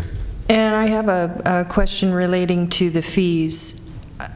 What are the fees that we're collecting now at Gibson Ranch consistent with all the other parks in the district? What are the fees in the other parks, and now, are we now going to end up at Gibson Ranch with the highest fees in the county? Sure. So specifically related to the fee picture that we're looking at and making the recommendation for your board to increase the fee opportunity from the $5, which is our traditional fee throughout the entire park system. So currently, we do charge $5 for each vehicle entry into our park system. This recommendation includes the ability for Mr. Ossie to charge $8 per vehicle entry. The consideration for this is two parts. We're looking at taking on some general fund obligations specific to the real property, utilities and facility maintenance, and that equates to about $110,000 worth of general fund contribution to Gibson Ranch and the operation of Gibson Ranch.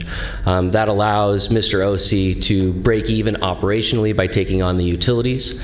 It also allows the county to reinvest into the facilities to continue to maintain and protect them for the future benefit of our community. The last piece of this puzzle that we're working with Mr. Ossie is by giving him the ability to increase the fee, he has the opportunity to offset some additional revenue increases, or operating expense increases with additional revenue, especially surrounding his staffing costs associated with the operation of the ranch, as well as look to turn a profit associated with the operation of Gibson Ranch as his lease currently allows him to do. And so, again, the general fund obligation of the utilities gets into a break-even point. The increase in parking fee allows him to realize revenue in his operation of the property. The other piece that we're looking at is it transfers the obligation for Mr. Ossie to perform in competition with regional parks, that where he has to provide an enhanced level of service in order to have people visit the park in order to realize that additional revenue. So it does put him in direct competition with regional parks at a higher fee, but there are other park systems around the Sacramento County, specifically state parks, that are higher than Gibson Ranch would be should you approve the fee increase. State Parks is currently charging $12 for vehicle entry. But county parks are all at the lower, all consistent with what Gibson Ranch is now, so Gibson Ranch will stand out as the highest fee structure in the county. And the average loss that we anticipate with parks or golf courses is around $200,000 or $250,000 a year. That's my understanding. Is that correct? So we have a general fund allocation to the Parks Department that is well over $6 million that is a general fund allocation into our department. So when you look at individual parks specifically, some of them generate revenue on the surplus side, and some of them are not revenue generators. They do not generate enough revenue to cover their operating costs. And it varies. Normally Discovery Park, which will be open on Saturday on a limited basis, but normally Discovery Park is a significant revenue generator for the department, or smaller operations down in our Delta communities. They do not generate the revenue to offset the cost, but we do provide that as a service, and that is supplemented by the general fund. And do equestrian, like when they drive in, do they pay a fee every time they drive in to see their horse? The equestrian operations are a little bit different. Cars, this right? is just for vehicles attending the park. Mr. Ossie has other relationships with his horse boarders that he can describe to you on how they access the park facility. So I guess I want to say that this is not probably the high-income area of the county. Mm-hmm. So I'm not comfortable raising the fees to that level. I wonder why we can't raise all the fees in the county just a tiny bit to recoup some of those funds to the county so that we can cover that loss. I'm not expecting Mr. Ossie. I think he's trying to figure out a way that we can increase our revenues and make this work, and I appreciate that. But at the end of the day, it's the end consumer it's those residents that are using the facility, and it doesn't seem fair to charge our residents and our users of that park significantly more than the other parks in the county. I'm wishing we didn't have to do that. Yeah. Wishing we could find another way to come up with $90,000 to make him whole, or to give him the resources that he needs in order to staff. Yeah, agreed. And our challenge in this this framework was to work within the existing framework of the lease agreement, and changing changing substantially the terms of the lease agreement, where we would be providing additional general fund revenue into the operation outside of the utility costs for the real property, was considered a substantial change to the lease agreement that went beyond the boundaries, and could potentially trigger an additional RFP. And so as we were looking at all of our options, the best option that we could come up with within the current parameters of the lease agreement was this increase in fee that allowed more revenue generation to offset operating costs and potentially make the operation profitable for Mr. Ossie. Well, there must be some other way. What's the other way? What's another way to do it without passing it on to the consumer? The other way would be to revise the entire lease agreement outside of the parameters that we have now, in that more public RFP process. Okay. Thank you. I know we have Supervisor Cerna, but I just, on this point, because it's what I circled in blue in my staff report, and I appreciate the explanation, I appreciate the reasoning why, but as I sit here today, it's still a county-owned park facility under a lease agreement with an operator, obviously who's very capable and competent, and we gave you direction to try to, work within those parameters. Right. But I'm not going to charge 60% more at the gate for use of that park, irrespective of what, amenities may be behind the gate that people would attract them there. I just, we have a fee schedule for our county parks, and to think that we're going to go from 5 to 8, and again, this is, and that's the way we deal with, the overall cost assignment that obviously Mr. Ossie has as a business person, but certainly we as a Parks Department, because when you were here before us last and we gave you direction to go back and negotiate this, is that you were willing to take it over at the cost of about $200,000 a year, assume the cost of doing that. So we're talking about putting some more general fund money in that get invested in, obviously, ongoing activities at the ranch, because at the end of the day, whether it's Mr. Ossie or anybody else, we still own that facility, and it's still users of those parks, in large part, that are county residents. And to think that by virtue of disagreement, and we put our stamp of approval on it, that the fees are going to go up for the period of the term of this lease and be, again, approaching 60% more than what people pay at any other park. And in fact, when we've done other agreements, and when we did the agreement with Elk Grove Park, they did away with the entry fee altogether. You can use that park now. Obviously, they have to find a way to cover that.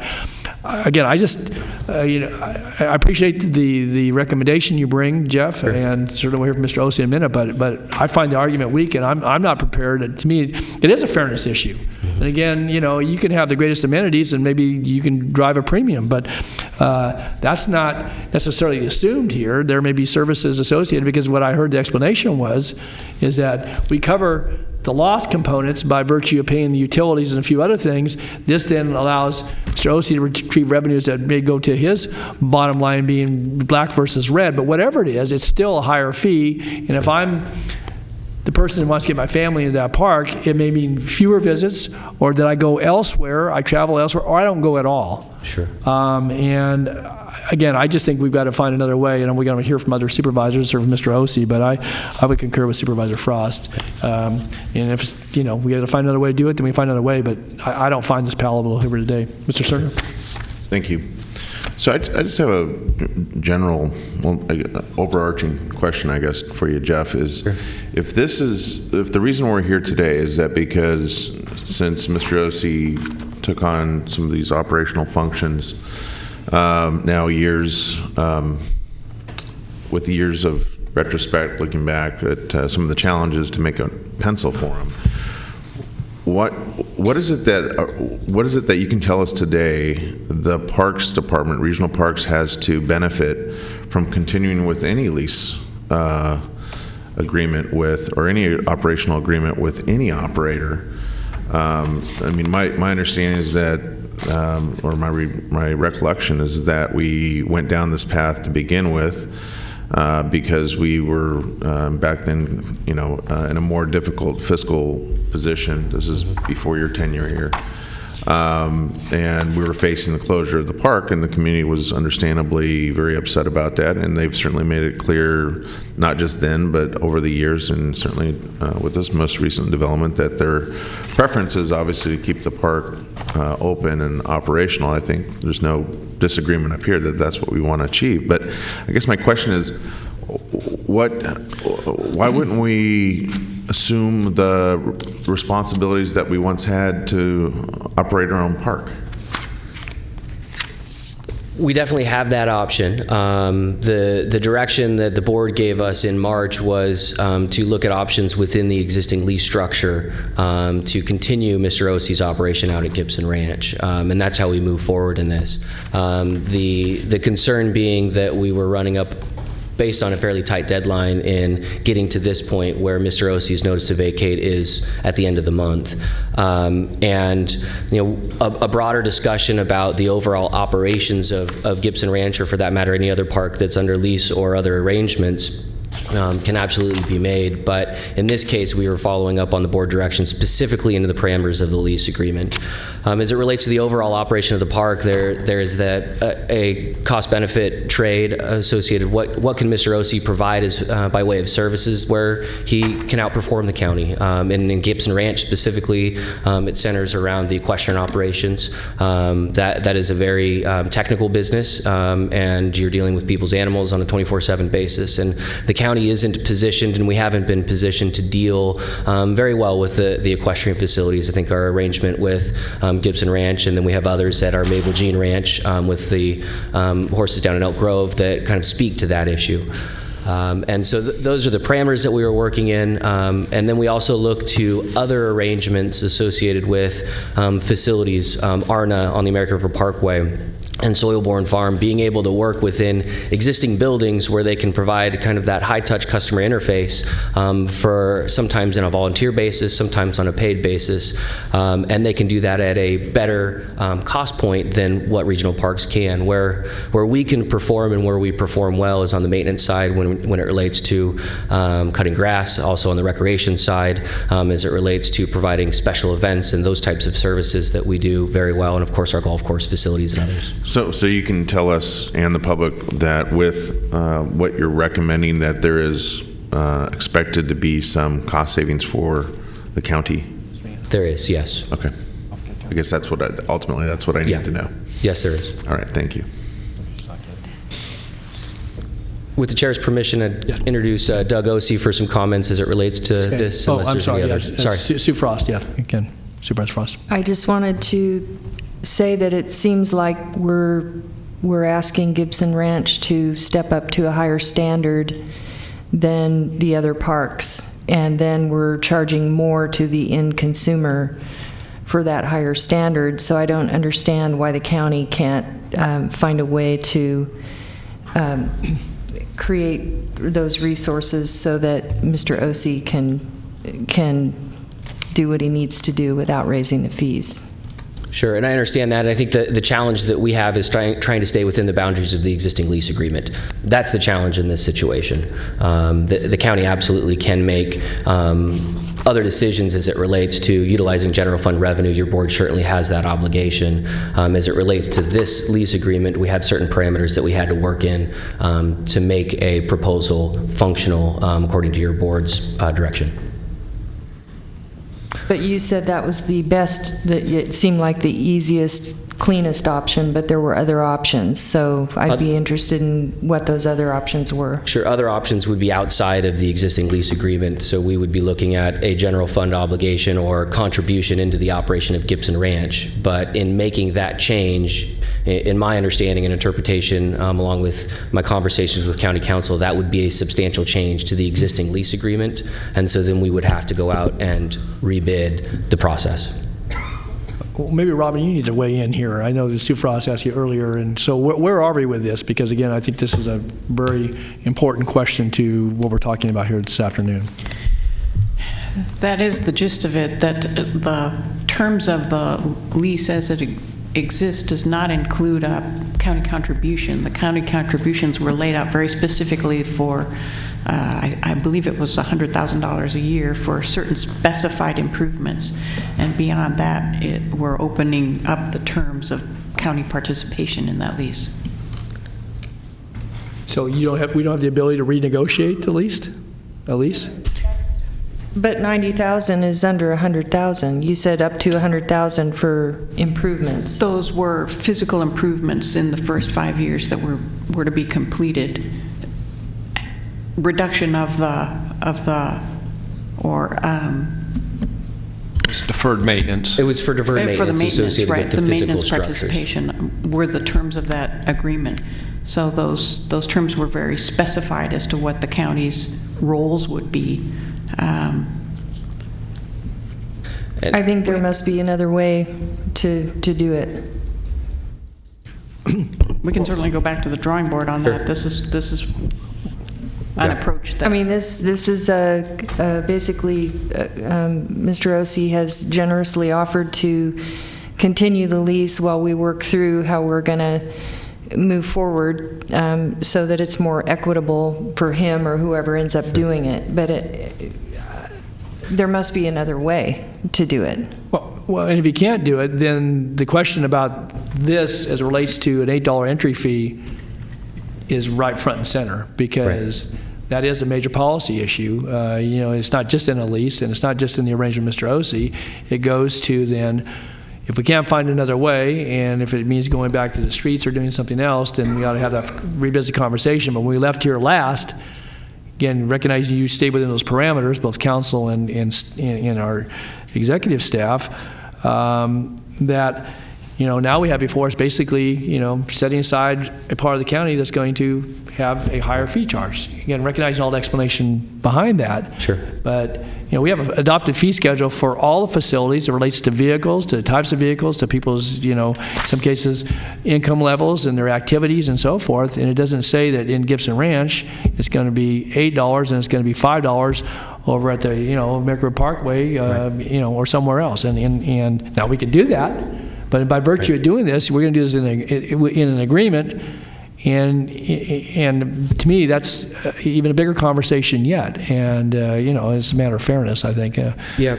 And I will offer, just as you continue the dialogue around fee structures, that Gibson Ranch will continue to accept the Regional Park Annual Pass. Those fees are not changing, and then Gibson Ranch also has an annual pass at $49 that's available. So, there are options that it could push a lot of people to buy a pass. It could, and Doug and I will debate which pass you should purchase, obviously. Purchase mine versus his. You'd probably say both. But, yeah, he would say both, and we both get the benefit. But, there is that advantage as it relates to the annual pass system for our visitors who are frequent visitors of the park facility. And we also continue to have the reduced or the low-income fee pass that's available for purchase at our office at $10 as well, that this board has included in your fee schedule. So I will offer that as part of the dialogue. And with that, if there's any other questions for me, I'll turn it over. Supervisor Peters. Yeah, thanks. Sure. A quick one.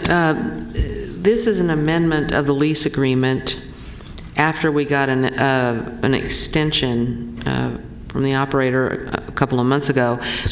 Will we be out, if we don't pass this today, are we out of contract? So the contract expires, the contract does not expire, but the notice to vacate the property does, yes. Yeah. And so that happens at the end of this calendar month. And so Mr. Ossie can kind of speak to next steps should your board give us different directions on where we can go from here, from his perspective, and we can provide some input on that as well. Okay.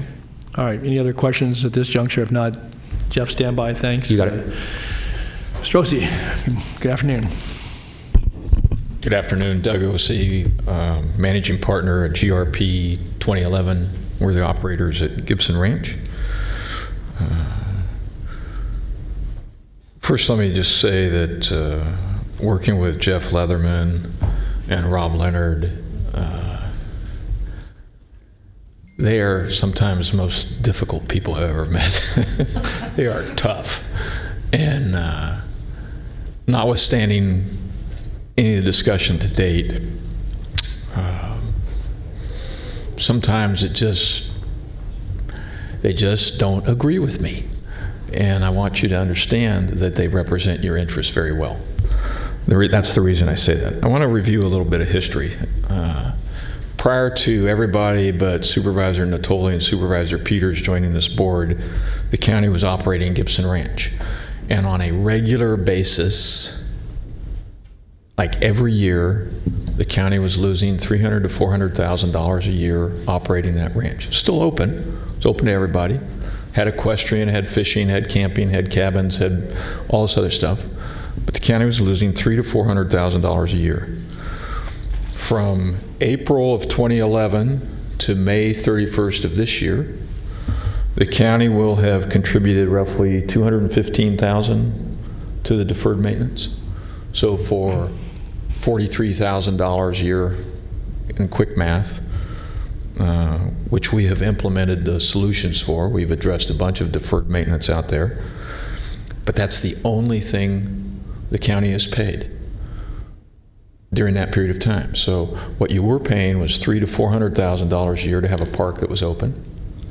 And then commencing in April of 11, that basically dropped to $43,000 a year, all of which went towards correcting deferred maintenance. Okay? Now going forward, the proposal in front of you is that the county contribute $50,000 a year towards continued capital improvements and an additional $60,000 a year to defray operating expenses, largely utilities. Now, what has that created at Gibson Ranch? Right now, we're getting over 100,000 people a year without any concerts. Concerts are huge numbers, and it's a big pulse. but just regular, everyday business, we're getting over 100,000 people a year to the park. That's roughly 30 to 33,000 cars, right? Why are we getting this kind of market response? Because our grounds are clean, our bathrooms reek of bleach, and staff is there every day to answer questions. Now, we recognize we're not perfect. There are people who think we should do things differently, and I regularly meet with them, and those ideas that have merit get considered, and we respond accordingly. The proposed increase from 5 to 8 is, I know how Mr. Leatherman presented it. In my mind, it's authority to charge up to $8. And the reason is that if you look at our, if you graph our usage, we're getting 2,000 to 3,000 people a day on the weekends in the park. And we're getting 100 people a day in the park on weekdays. And I need some flexibility to incentivize shifting some of that weekend activity to weekday activity. And moving the weekend charges to $8 while leaving the weekday charges at something less, I think will help us do that. Will there be a decrease in usage on the weekend? Yes. I wagged it at about 10%. And then the other issue I want to touch on, which staff has been very helpful on, is clarifying whether or not there be a possessory use tax imposed by some recalibration by the assessor, and the answer is no. I just wanted to make that for a record. We have exchanges of emails back and forth that says this will not cause a possessory use tax to come in effect. I'd be happy to answer any questions you may have. My goal is to keep Gibson Ranch open until the end of the lease, at which point I turn it back over to the county in a self-sustaining condition, meaning it's paying for itself. So you're not any longer bearing that $300,000 or $400,000 a year loss that was being incurred before I got involved. Be happy to answer any questions, Mr. Chairman. Okay, thank you, Doug. Supervisor Peters. Thank you. Mr. Rossi, thank you for reminding us how much the loss was every year on this park, and we did choose to close it rather than continue the loss. And comparing that to our cost now to support a private operator, it's less than half of what our loss was, and would have probably been larger now. I would be curious whether we could, if this proposal moves forward on the $8, to come back in 6 months and see what the if it affected the number of cars that come into the park. Now this, I got to sidetrack for a second, bear with me. You may remember the days in the 90s when I started a water taxi business on the Sacramento River. I'm going to let you tell the story. And it was $5, you know, for a round trip. We were losing money like mad, and we raised it to $7. Caused a huge drop in business. Went back to $5. Mm-hmm. It's not very much more money than $5, but it was psychological. A $5 bill versus handing somebody one bill versus $4 bills and change and all this. Yeah, it was all very weird, and I had that for a couple of years, and then gave it to the Chamber of Commerce to run, and. So I'd be really interested to see if we do go forward with this, if you have a drop in usage and end up not coming up with the additional money. On weekends, I expect a drop. Yeah, but you want to push them to the weekday. I'm trying to push them to weekdays. I mean, it's just, in terms of enjoying the park, it's, when I got 2,000 or 3,000 people there, I mean, it's high stress. Yeah. So if I've only got, I think back to days, if I've only got 1,000 people, which would have been just a huge accomplishment back then. If I've only got 1,000 people, you don't even know anybody's there. Yeah, be interesting to see. Thank you. Okay, Supervisor Frost. Mr. Ossie, would you be willing to move forward with a contract without raising the park fees while we look for another way to make improve the situation. I am interested in keeping this park open for the obvious purpose of serving the community. I just can't lose any more money on it. My wife gave me very specific instructions. But my understanding is us paying the utilities and the capital improvements makes you whole. That was my understanding. It'll get us to break even. I understand that. We won't have any money left over to create new programs or to upgrade turf maintenance or anything like that, but we'll get to break even. But if we adjusted the contract to a year, just to do it for a year to figure out another way, that can't be the only way. Well, why do we have to separate out the poor community so that they have to pay more to go to the park? Keep in mind, this is a dynamic enterprise, all right?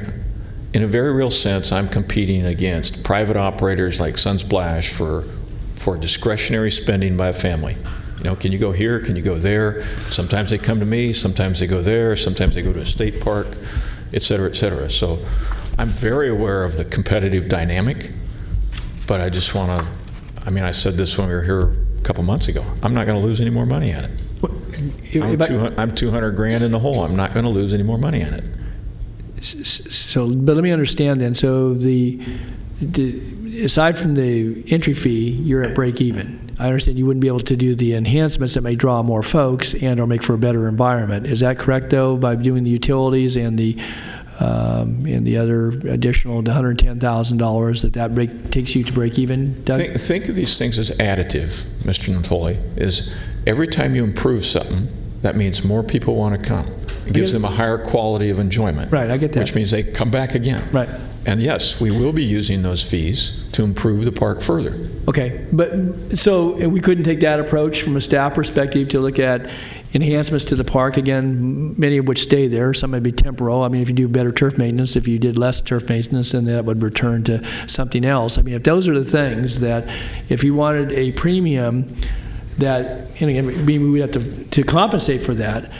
Again, I'm not there, again, okay, recognizing where you are with wanting to operate the park, again, but you don't have to have the perspective. You got to be in a competitive environment.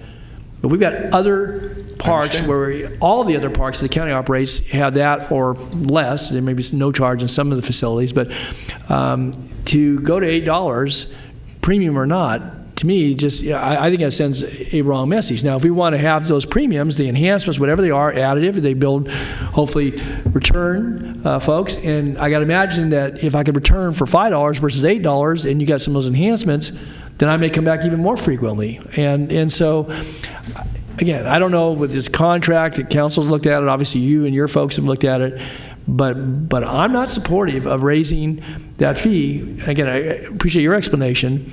To say to folks out there at that location, it's going to cost you $8 some days of the week to get in versus $5 every day of the week to get in the county facility. Now, if you want to offer those amenities and we want to help purchase those amenities because it is in the best interest of the contractor and the contractee, i.e. the county and the county residents, then I think we ought to try to find a way to get there. But, my expectation wasn't when we came back that we certainly plug the holes, but that we weren't going to be raising park entry fee and make it disparate to the order of magnitude of 60% higher than anywhere else in the county on certain days of the week. And so I don't know. Again, you may turn this over, so maybe Jeff or Rob or Nav. I could weigh in on that. I also want to add, when I park over by the convention center, on days where they have big events, they raise the parking fees. Is there a compromise here where if you're having a big event, you can charge a different entry fee on that day during those hours of that event, but on the normal weekends or normal every day where families come to the park, you are at the same price as all the other parks? It just doesn't seem fair that Gibson Ranch has to be now set to a higher standard of losing less money than all the other parks and paying more. It just doesn't feel right. The county's current pricing strategy, as I understand it, allows for premium pricing on certain days of the year, like Easter or Mother's Day or what have you. And that was the source for originally focusing in on the $8, because that seems to be the number that gets moved to on those days. I don't know how many of you, I know you all Can't we weren't- just do I it know on you- those days? I know, because there are not enough days. I know you all weren't there this weekend, but I can tell you the difference between Saturday and Sunday versus Friday and Monday is night and day in terms of usage. So I'm getting the kinds of usage on Saturdays and Sundays that historically you only see on Mother's Day or Easter or major holidays. But that's what makes it so wonderful. It's affordable. Thank you, I appreciate that. So. Yep.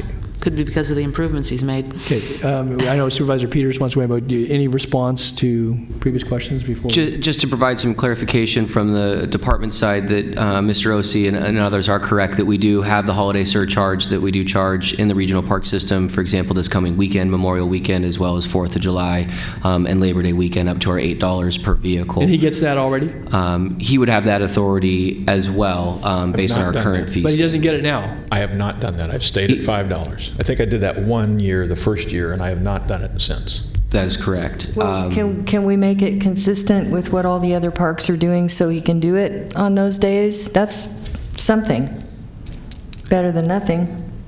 He does have the ability to do that based on our existing fee schedule for those holiday weekends. As Mr. Ossie said, there's not enough holiday weekends from his perspective and point of view to make that work.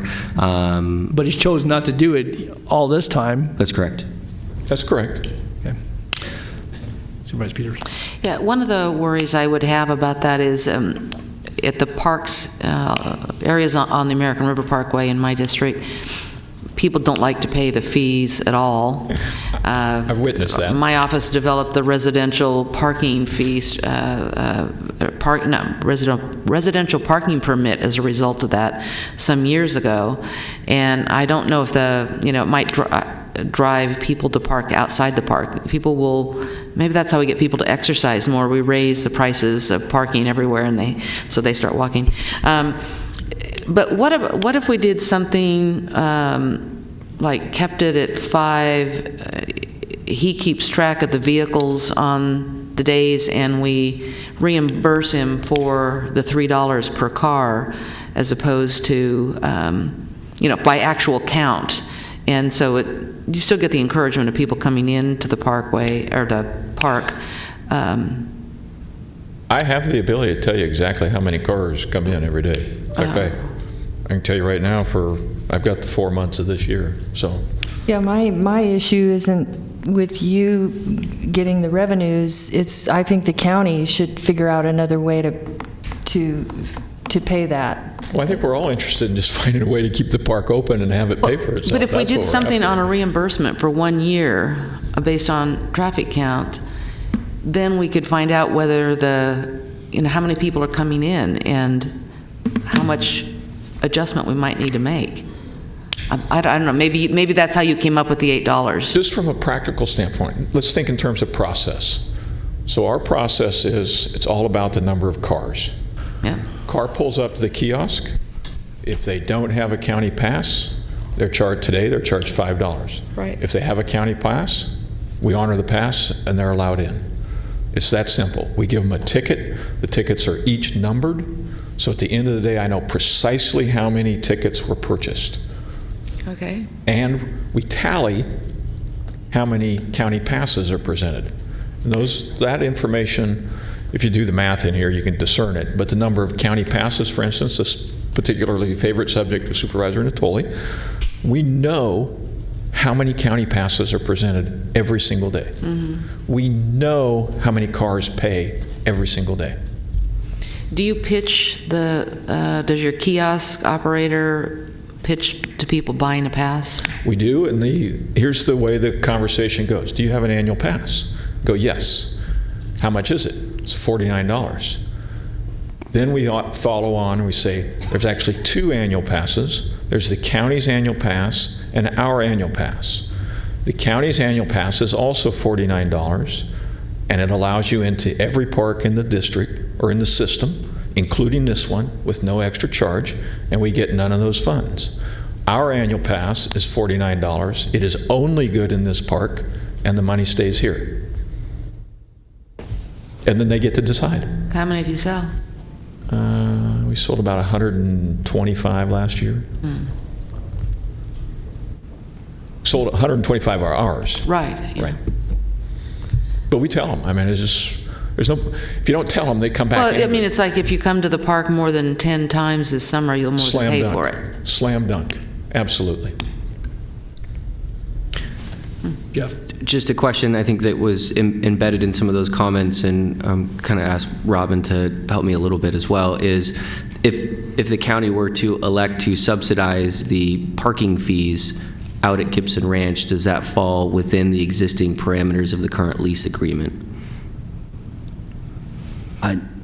I would hesitate to start doing this at this point. I would, if the board's direction is that there's no desire to increase 5 to 8, and if the numerical value is 90,000, let us work with county council, see legally what can we do that will not trigger an RFP at this point. Rather than us try to debate it on the floor, we'll come back to you then. I concur. That would be my preference. Okay, all right, well, I mean, it sounds to me like that, certainly any more comments from board members, but that there's a desire certainly to continue to work with the current leaseholder and operator, and to do it within the parameters, obviously, of the existing contract, and again, to see if there's a way to get there, but maintain. Again, I think that certainly the holiday, if you have that latitude right now, that if that's an issue, I mean, obviously there are prescribed days, Memorial Day, Labor Day, 4th of July, whatever else is in there, you can do that now, but that we have this on a short string, because my understanding is that the notice to vacate, from what Jeff said, ends in just a few days. Mr. Chairman? Yes. You and I both live in this community. I'm going to play nice in the sandbox here. Yeah. We're going to get this solved. Okay. I'm not going to leave you out there. Okay. Thank you, Doug. All right. Anything else, Supervisor Frost? I just wanted to say Okay. thank you. So we're going to move to continue this. We'll work on a date, but I'm thinking June 6th, but we got to look at the so agenda. we'll come back before we go for the June recess. So. Correct. Okay. So we're just going to move to continue on with additional direction of staff to continue to work on the component. We're not interested in raising fees at the gate. There may be other ways to compensate for this, but do you have any public? And the way we're framing the issue, it's about a $90,000 dollar amount that we have we have to solve for. And I do have one speaker too, by the way. Thank you for reminding me. So, okay, we'll hold on the motion just for a moment. Mr. O'Hara, Patrick O'Hara. Not at this time, thank you. Okay, all right. So, Patrick, okay, thanks for your patience. All right, so we'll hold on that. Any other speakers on this item? All right, seeing none, then the motion, Supervisor Frost, to continue. Okay. Second. All right, moving seconded, and we'll work to get a date back before we break for June recess. So, all right, thank you everyone for the comments, and let's vote on the motion. Unanimous vote with those members present. All right, thank you to staff, thank you to Mr. Ossie, and to Mr. O'Hara for being in the audience as well. So, okay, we've got to get to our Item 79 is the annual update from Sacramento County Medi-Cal Dental Advisory Committee. Right. And thank you for your patience. The 11 o'clock item, we just made it just before 1 o'clock, so before somebody has to catch a plane at 2, I guess. So, all right, very good. Good afternoon. Thank you very much for allowing me to come before you. My name is Terry Jones. I'm a private dentist here in Sacramento County. I'm a commissioner on First 5 Sacramento, and I'm also chair of the Medi-Cal Dental Advisory Committee. I appreciate this opportunity. I'll try to run through these slides in about 10, 15 minutes, and then I'll open it up to any questions that you might have. And I can hear your stomachs, and mine will be probably growling through this. It's all right. So. Take your time. It's important stuff, and I know we've debated and heard about this many times in these chambers. So thanks, Terry, for being here. Go right ahead. Okay, and I'm not sure how to actually move this, so... I think is there a clicker? I think. Oh, right here? Yeah. This one? And just... There you go. Okay, so you can see here that the purpose of the Medi-Cal Dental Advisory Committee is to provide oversight and guidance and to improve the dental utilization rates for the Medi-Cal population here in Sacramento. And we provide, looking particularly at the preventive and the educational service that are provided. Our authority comes from, we were championed by then Senator Steinberg back in 2012 and gave us authorization to proceed. We're sponsored by the Sacramento County Health and Human Service, and we're convened with the gracious support of First 5 Sacramento and the staffing of First 5 Sacramento. Our scope is to provide both written and verbal input to the Department of Health and Human Services and to the Department of Health Care Services regarding the policies and the actions of the 3 dental plans, Access, HealthNet, and Liberty, and what they have been done on an annual basis. You can take a look at the MCDAC membership, and I think you'll see that it's a broad-based, diverse membership. We think it allows for representation across a variety of stakeholders, a variety of beneficiaries and provider groups, as well as families. Our goal is to provide a forum for all these voices to be heard and for solutions that are developed to be member-driven. If we look at the accomplishments, I think there have been a few. We're talking about what happened in 2016. So first of all, I think that our partnership with the dental plans have been strengthened, and I think that's the good news. The dental plans have been very accessible and responsible for immediately assisting members whenever issues arise. The dental plans have been providing training to the new Family Resource Center staff. That training consists of information regarding how to provide dental care, including how to make a dental appointment, the locations of the various dental clinics, the providers, contact information for all the dental plans, and contact information as well for the state hotline regarding dental services. We've established a general anesthesia ad hoc work group, and we'll talk a little bit more about that, so that they can focus on a more detailed level than we can provide at our regular dental meetings, MCDAC meetings. We reviewed and prioritized some of the recommendations that were given to you in 2015 regarding the oral health utilization study, and that was shared with the Dental Safety Net, I believe.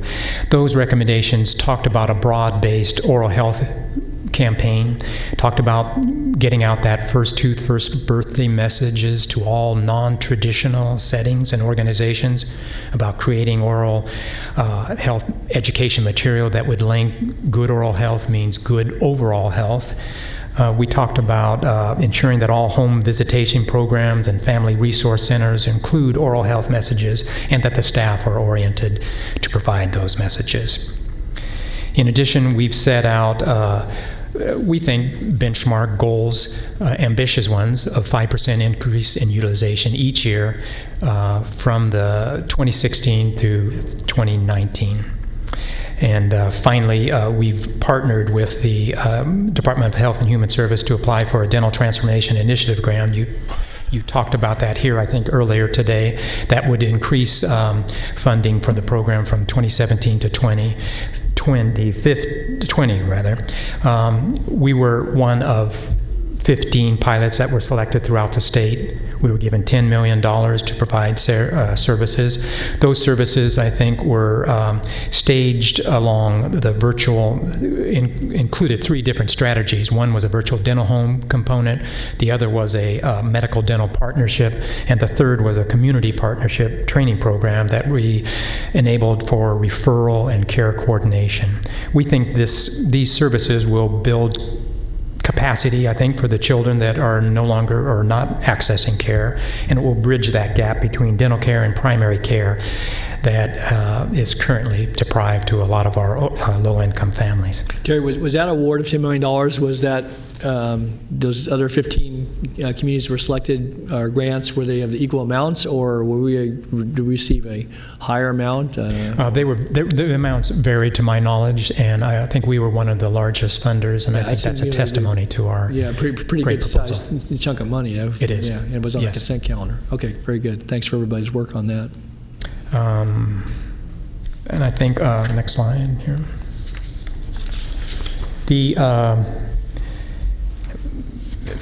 Sorry, hold on.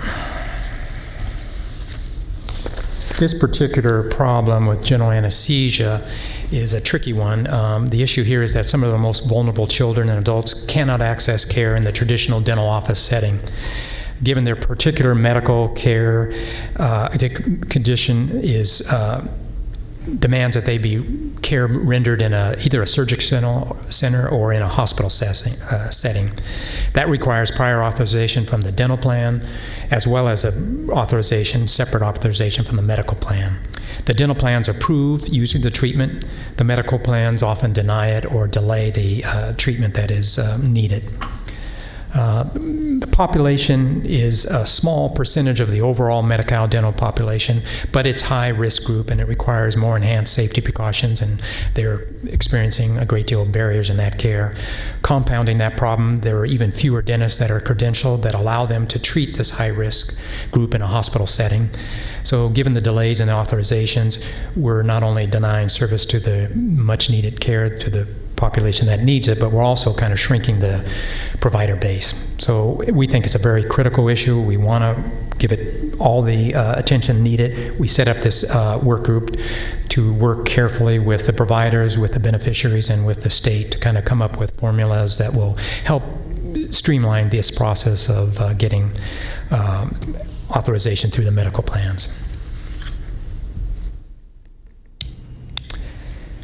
So in this particular, some of these numbers are not exactly what accurate, so I want to clarify that. Okay. It's important to recognize, first of all, that there's been an increase in the medical population since 2014. The numbers you have before you, I think, have morphed slightly.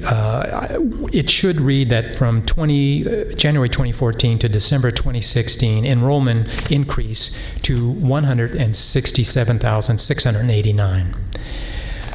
There was a question that was sent out to staff this morning, and I think information was provided to the supervisors regarding that, so we want to clarify it. Right. The question revolved about how did that parse out in terms of adults versus children. So it is our understanding that 20% of that number, 20% of that 167,000 were children, 80% were adults. The actual numbers we can verify and provide you with additional information. Staff is here to provide some of that information. So if you have more questions on that, we can, talk about it at the end or so. The reason that adults increased was in May of 2014, adults were given dental services, and so that really rolled out in 2015, and so there was a denial of service for many years. There was a backlog on care, and I think that number showed a great deal of reception of that care for that. Also in 2016, undocumented children were provided access to care as well. The total population that is served is still accurately rendered as about 427,929 members. So, Terry, just to be clear then, so under the utilization, on your next bullet, you haven't got there yet, but then is that talking to children, or is that the whole group of adults and children? Because I guess my question would go to is that by having the significant entry of adults into the covered category, and as you just said, pin up, demand for services and needs, does that somehow, does some of those folks get to the front of the line where maybe children were, somewhere, in queue, but then, because this large segment of adults came into the marketplace? I'm just curious to tell you whether there was any background on that.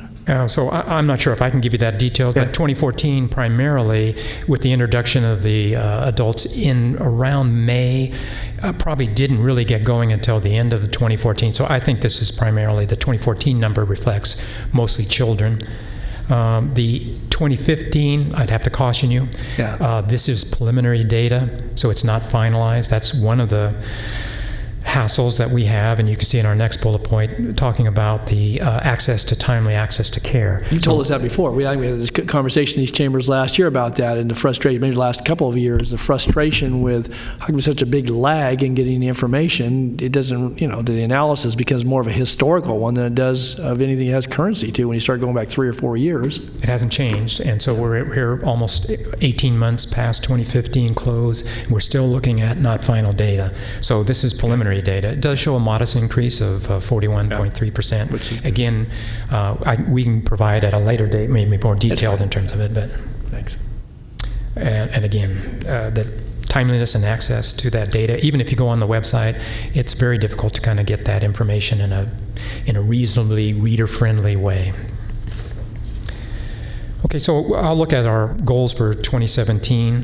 First of all, we partnered with the Every Smile Counts, which we talked about, the DTI grant. Very important grant, and we think the dental plans have embedded in their care also in that grant. I think they're very important to that. We have worked with DHS, as we talked about, with the data transparency and the timeliness of it. Certainly they hear that request. However, acting on it is still a challenge. We continue to work with DHS and the medical dental plans regarding getting providers and beneficiary prior authorization so that these services won't be denied or delayed. We work with the dental plans on outreach and efforts, I think, to provide care. We think this is a big thing that the dental plans have been very good about providing that outreach, and we acknowledge as well that the federally qualified health insurance, we've really enhanced their participation in providing care to our community. Given the impact of fewer dentists providing care, given the low reimbursement rate for Medi-Cal services, it's roughly, California is one of the lowest in the country in terms of reimbursement rate for Denti-Cal. We're 38% of the fees comparable is what the dentist gets. The federal qualified health centers have stepped up and been a very integral part of our delivery of care. So we want to complement Sacramento Community Clinics, known as HALO, Sacramento Native American Health Center, CARES Community Clinic, WellSpace, as well as ELICA. We are encouraged with the dental activities with DHS, and their talk about presenting a overall countywide dental plan. Given the stature, I think, of Sacramento County and how well we are positioned with the DTI grants, we think that, and our state dental director has come to McDAC and presented. There are few dental plans that counties have done statewide. We think if we do a real comprehensive, we'll do a great comprehensive dental plan. We will be, we think, online to provide more grant money coming to the county if we have that dental plan. So we would work very graciously and appreciative with the Department of Health and Human Services to provide that dental plan. Finally, I think we want to continue our partnership with DHCS and provide input and recommendation, continue an open conversation, and encourage the presence and participation, ongoing presence and participation with McDAC. Essentially, those are our contacts. So I try to do it in a timely manner. I hope that No, you did. Thank you, Terry, for your questions. patience and for fielding questions. Supervisor Cerna. Thank you, Mr. Chair, and thank you, Terry, for your service on McDAC, and to everyone else that's been doing, I think, some good work, and I know sharing some of the frustration with this board about timely acquisition of data. I guess the part of the board letter that I'm most focused on, the statement in the board letter, is that if there isn't measurable progress by June, by a year from now, essentially, that the McDAC is recommending that we take a different fork in the road, that we take the necessary steps to terminate the GMC program. Given the delay in data and some of the other challenges around getting our rates up as high as we want them on a kind of an annualized basis, what can you tell us today, and please be blunt, what can you tell us today, a year from when the McDAC is already saying it's going to do something pretty dramatic, or recommend something fairly dramatic, about that measurable progress? I mean, to me, that's the meat of the matter. Yeah. Thank you, Supervisor. Yes, I think it is as well. And the problem is, I think, that timeliness of that data. So we don't want to abandon the beneficiaries, the families, the children that are already being served. So I think in 1 year time, hopefully we'll have 2015 data. And the data really was to look at 2016, 2017, and 2018 data to come back in 2019 and show what kind of progress has been made. Because really when we asked to do that, we talked about comparing that progress to the 2014 number. And so I think you're right. That's going to be a challenge. At this point, we've had modest changes in the utilization rate. I think last year we worked much more aggressively with the plans. The plans have been embedded in our DTI grants, and I think that's important. They're in the community. They're serving a lot of the Early Smile programs, which all the plans support it, serves about 7,000 children in the school district. I don't have a good answer. I think what we will do on McDAC is we'll look at the data that we have, and we'll come back and see how close did we do with this 5% growth. That's all we can do, and see what numbers we can give you and how we'll look at it. I'll go back. DTI is a 3-year program. Given their ability to help us with accessing information, providing a lot of help, getting members involved in that program, I think it would be critical that we still keep them at least considered during that DTI grant period. I appreciate that. I guess my concern is that out of frustration and out of kind of perpetually giving the benefit of the doubt to some of the moving parts in this, that we begin to focus more on, and this is not an accusation, I'm saying as clearly as I can about the concern I have. My concern is this: I don't want the goal line moved. If we don't have measurable progress, regardless of the reason why it's not measurable, by a year from now, our allegiance has to be to the utilization rates. And so I'm stating here and now that at least from this board member, is going to be the question of the hour in June of 18. And I think we need to really consider taking some bold new steps if we're not where we said we want to be, and if we can't even measure in a reasonable way the progress that's being made. So I want to express my appreciation to the McDAC for stating it better than I could in terms of kind of how you anticipate and expect that bold declaratory intent has been again re-emphasized in the materials that we received for this item. I agree firmly. I mean, it's a shame that we aren't serving at minimum 50% of our families and children. It's not just a utilization number, it's the service to the families and children that we're responsible for. And what's the state average?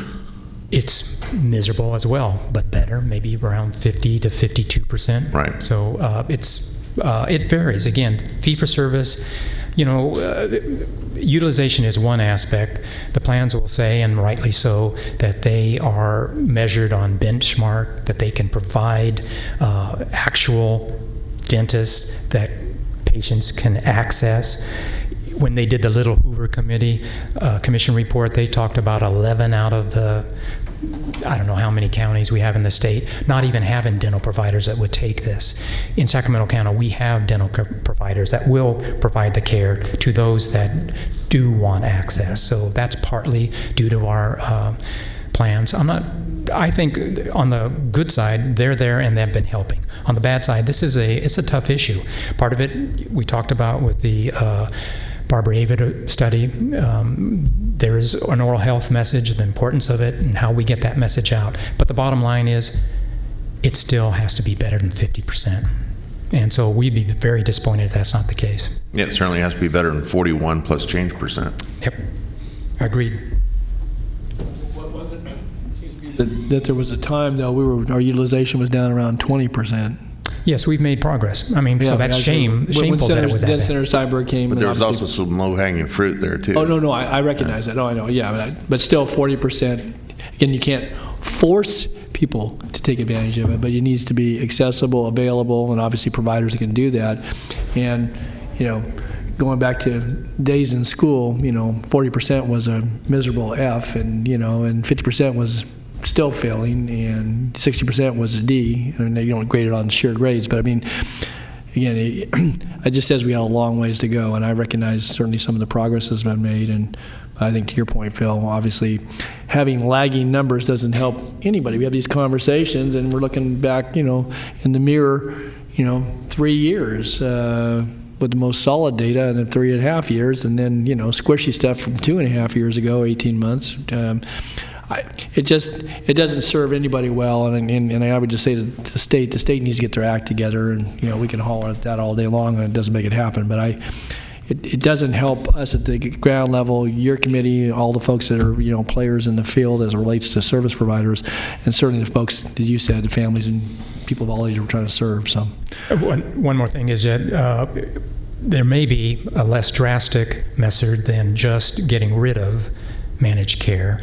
I'm not saying that's not necessary, but at some point, if you do, will there be a vacuum? Will the dentists that are providing that managed care service, will they step up and do the fee-for-service type things? And I'm not sure, and I hope so. But if that vacuum exists, what happens to the family and friends when we are children that are depending on that kind of care? So we want to make sure that that provider base remains and is there. And maybe we look at each of the different plans and parse out each of their numbers and see, are they individually making 50%? And maybe somebody's a low-hanging fruit. We've done this before.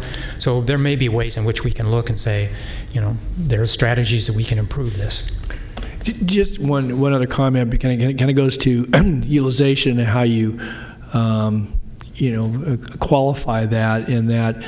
And so is 100% measure, is that everybody who would be entitled to coverage, and whether or not they once use it, ever use it? How, just real quickly, so because again, maybe there's some too high of a pinnacle because you're not, again, for a variety of reasons, but people may choose not to. I mean, it's still a matter of choice when it comes down to it, if you have all the other factors that are adequate or sufficient. So I'm just curious.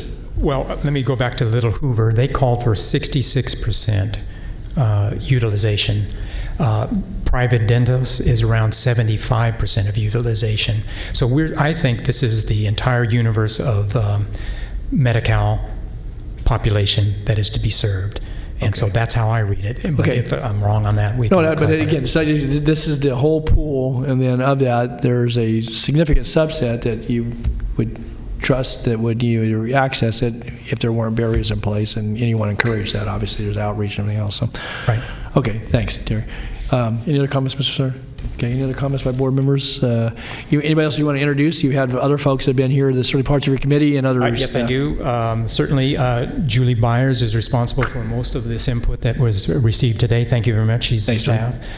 Julie Galelo is our executive director for First Life Sacramento. Deborah Payne was responsible, along with Dr. Kasiri and DHSS, for the DTI grant that we've been given. Robin Alonji is a new member of our First Five team. Then we have Sherry Heller, who's in the background, as well as Samantha Mont, and all of them are dedicated to advancing our goals. So thank you all. Oh, I'm sorry, and Liberty. Both Danielle and Melinda are from Liberty Dental. Recognize them, you bet. Sorry. Okay, well, thank you all for your patience here this morning, for your good work, and we'll be back here in another few months. Thanks. Okay, so this is a receive and file? Yes. This is receive and file, so. Okay.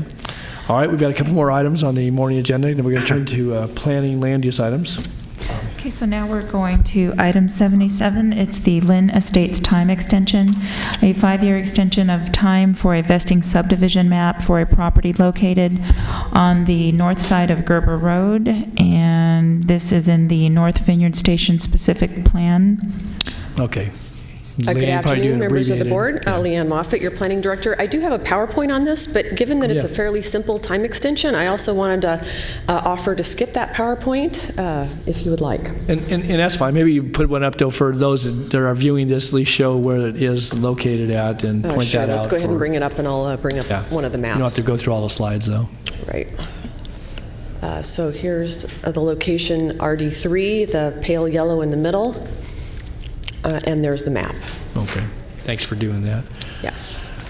Any comments, though, you want to I know you obviously recommended this. It went to the CPAC. There were some comments received at the CPAC. Yes, it does come to you with approvals by the CPAC and the Planning Commission. The CPAC had hoped for RD2 zoning, but it was already rezoned to RD3, and it is consistent with the map. Bruce Walters, the applicant, is here, but he also does not have a presentation. So. Okay. Any change conditions from the previous vesting map? All the conditions? There were a handful of conditions that were edited and deleted based on the review process, but they were all pursuant to state law, which has to do with the safety considerations. So the majority of the conditions are the same. Okay. All right. Thanks. Okay. Questions by board members of staff? If not, Mr. Walters, anything you want to add?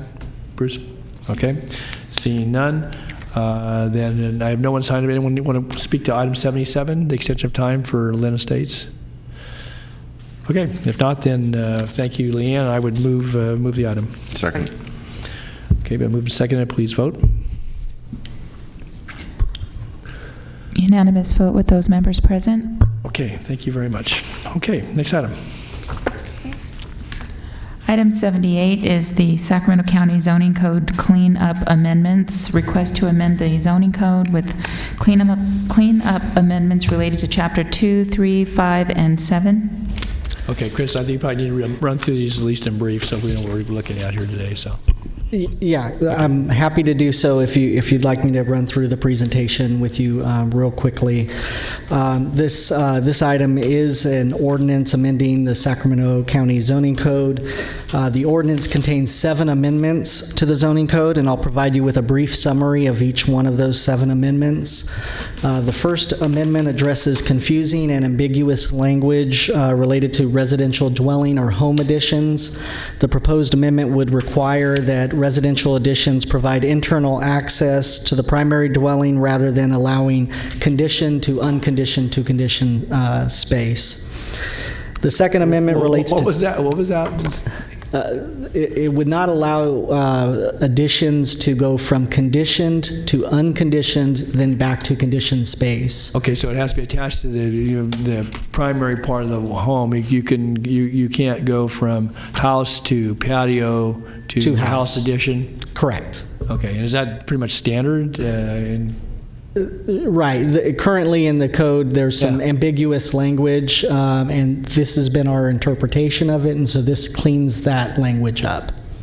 So you couldn't have a house that went from house to garage back to another portion of the house? We would not be allowing that with this. You'd have to go from conditioned to conditioned space. And what's the downside? We're having people adding rooms to patios or to what? That is correct. Either rooms to patios or rooms to garages and then turning those into rental units. That's really what the concern is, and that's why we're addressing it this way. Okay, very good. Okay, thanks.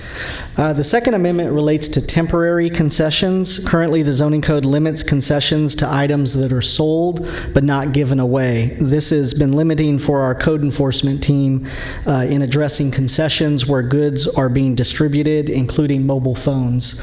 This proposed amendment would expand the definition of temporary concessions and require that certain standards be met.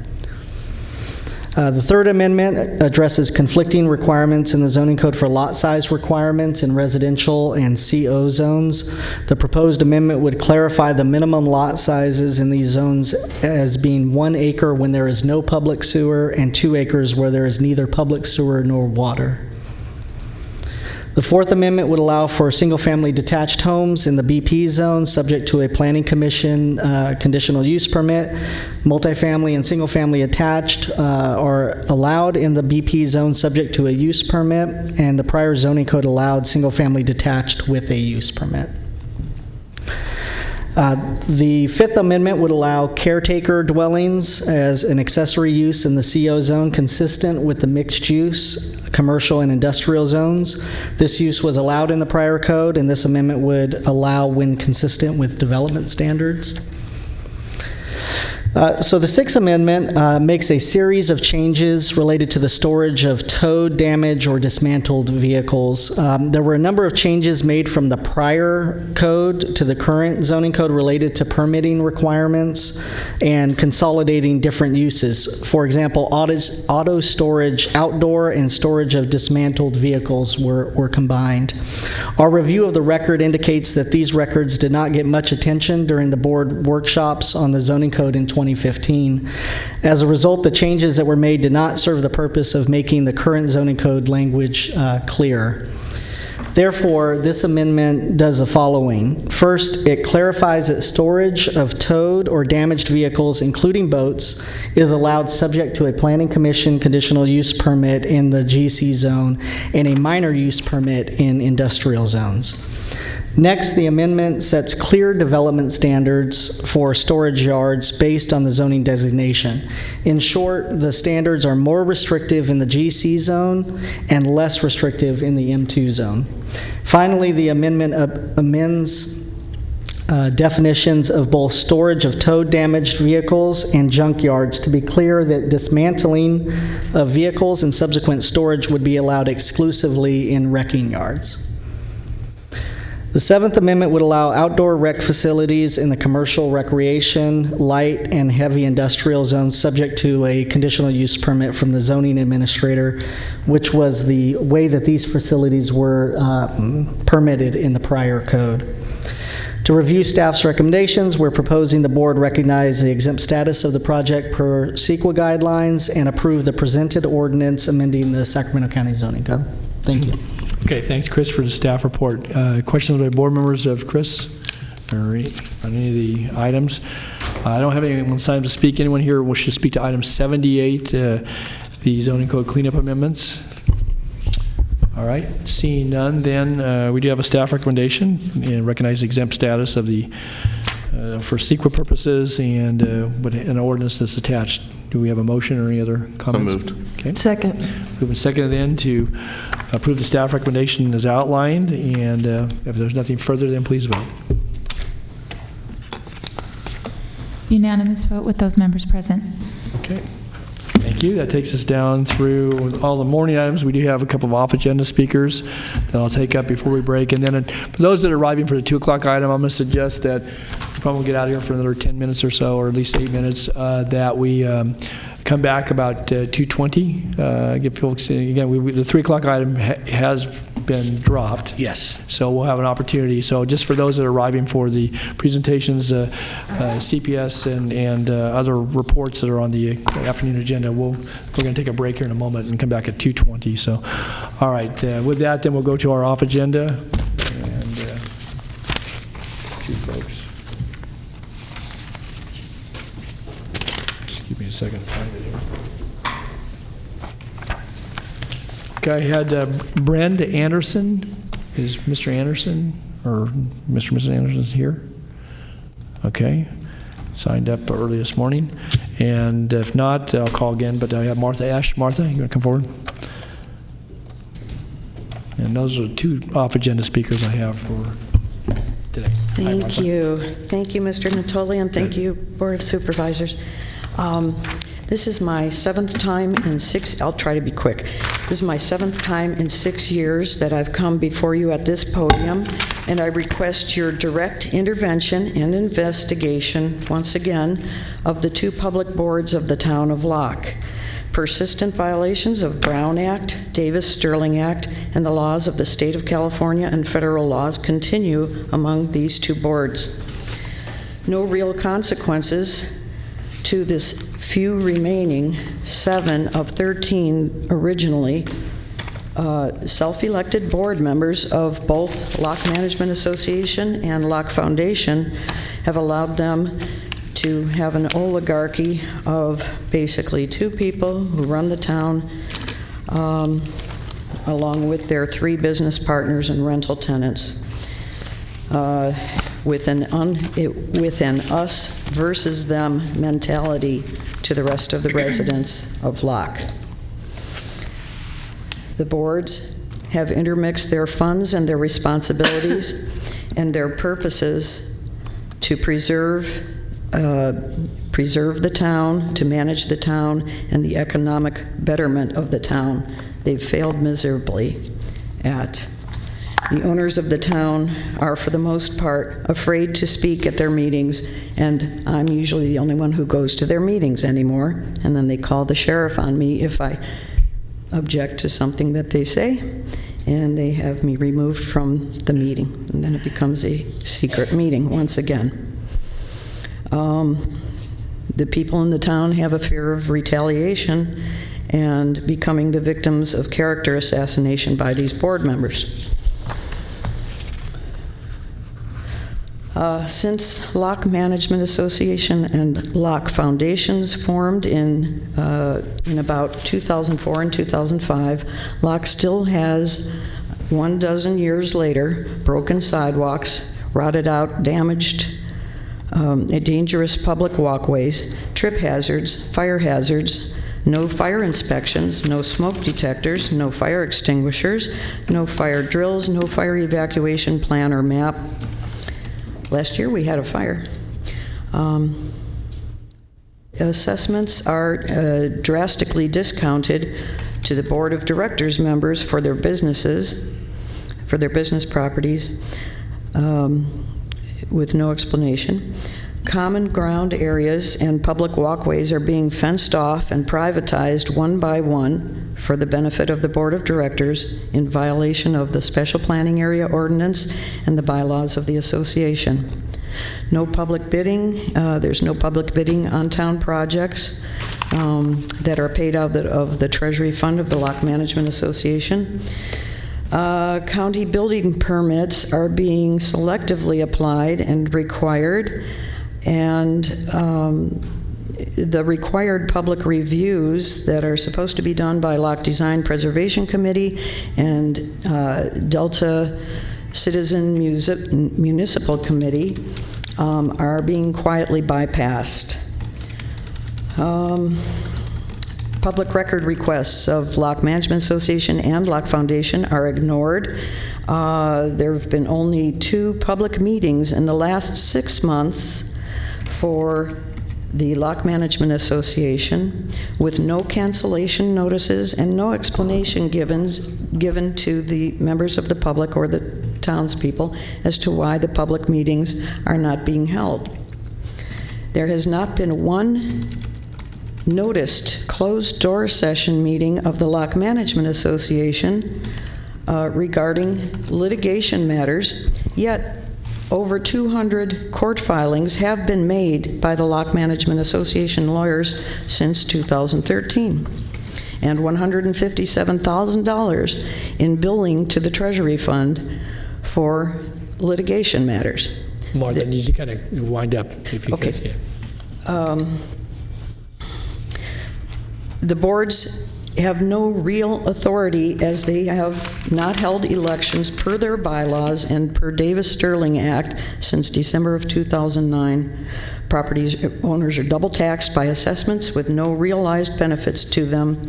We ask that the Board of Supervisors please consider dissolving and putting a motion on your agenda to dissolve these Locke boards that have outlived their intended purposes and have turned Locke into the governance of Locke into a self-serving private club. Okay. Thank you, Martha. I would just say that I know that, and I know that you've received correspondence, and so has some other folks from County Council. It's not Krista's here today, but certainly June Palmays has been receiving correspondence. I know there's an interest by a number of parties. Certainly you've expressed it, and others have to me, as well as folks that may have a different point of view about having this board have some discussion about the status of certain bylaws, of the functionality of the both the LMA and the foundation, their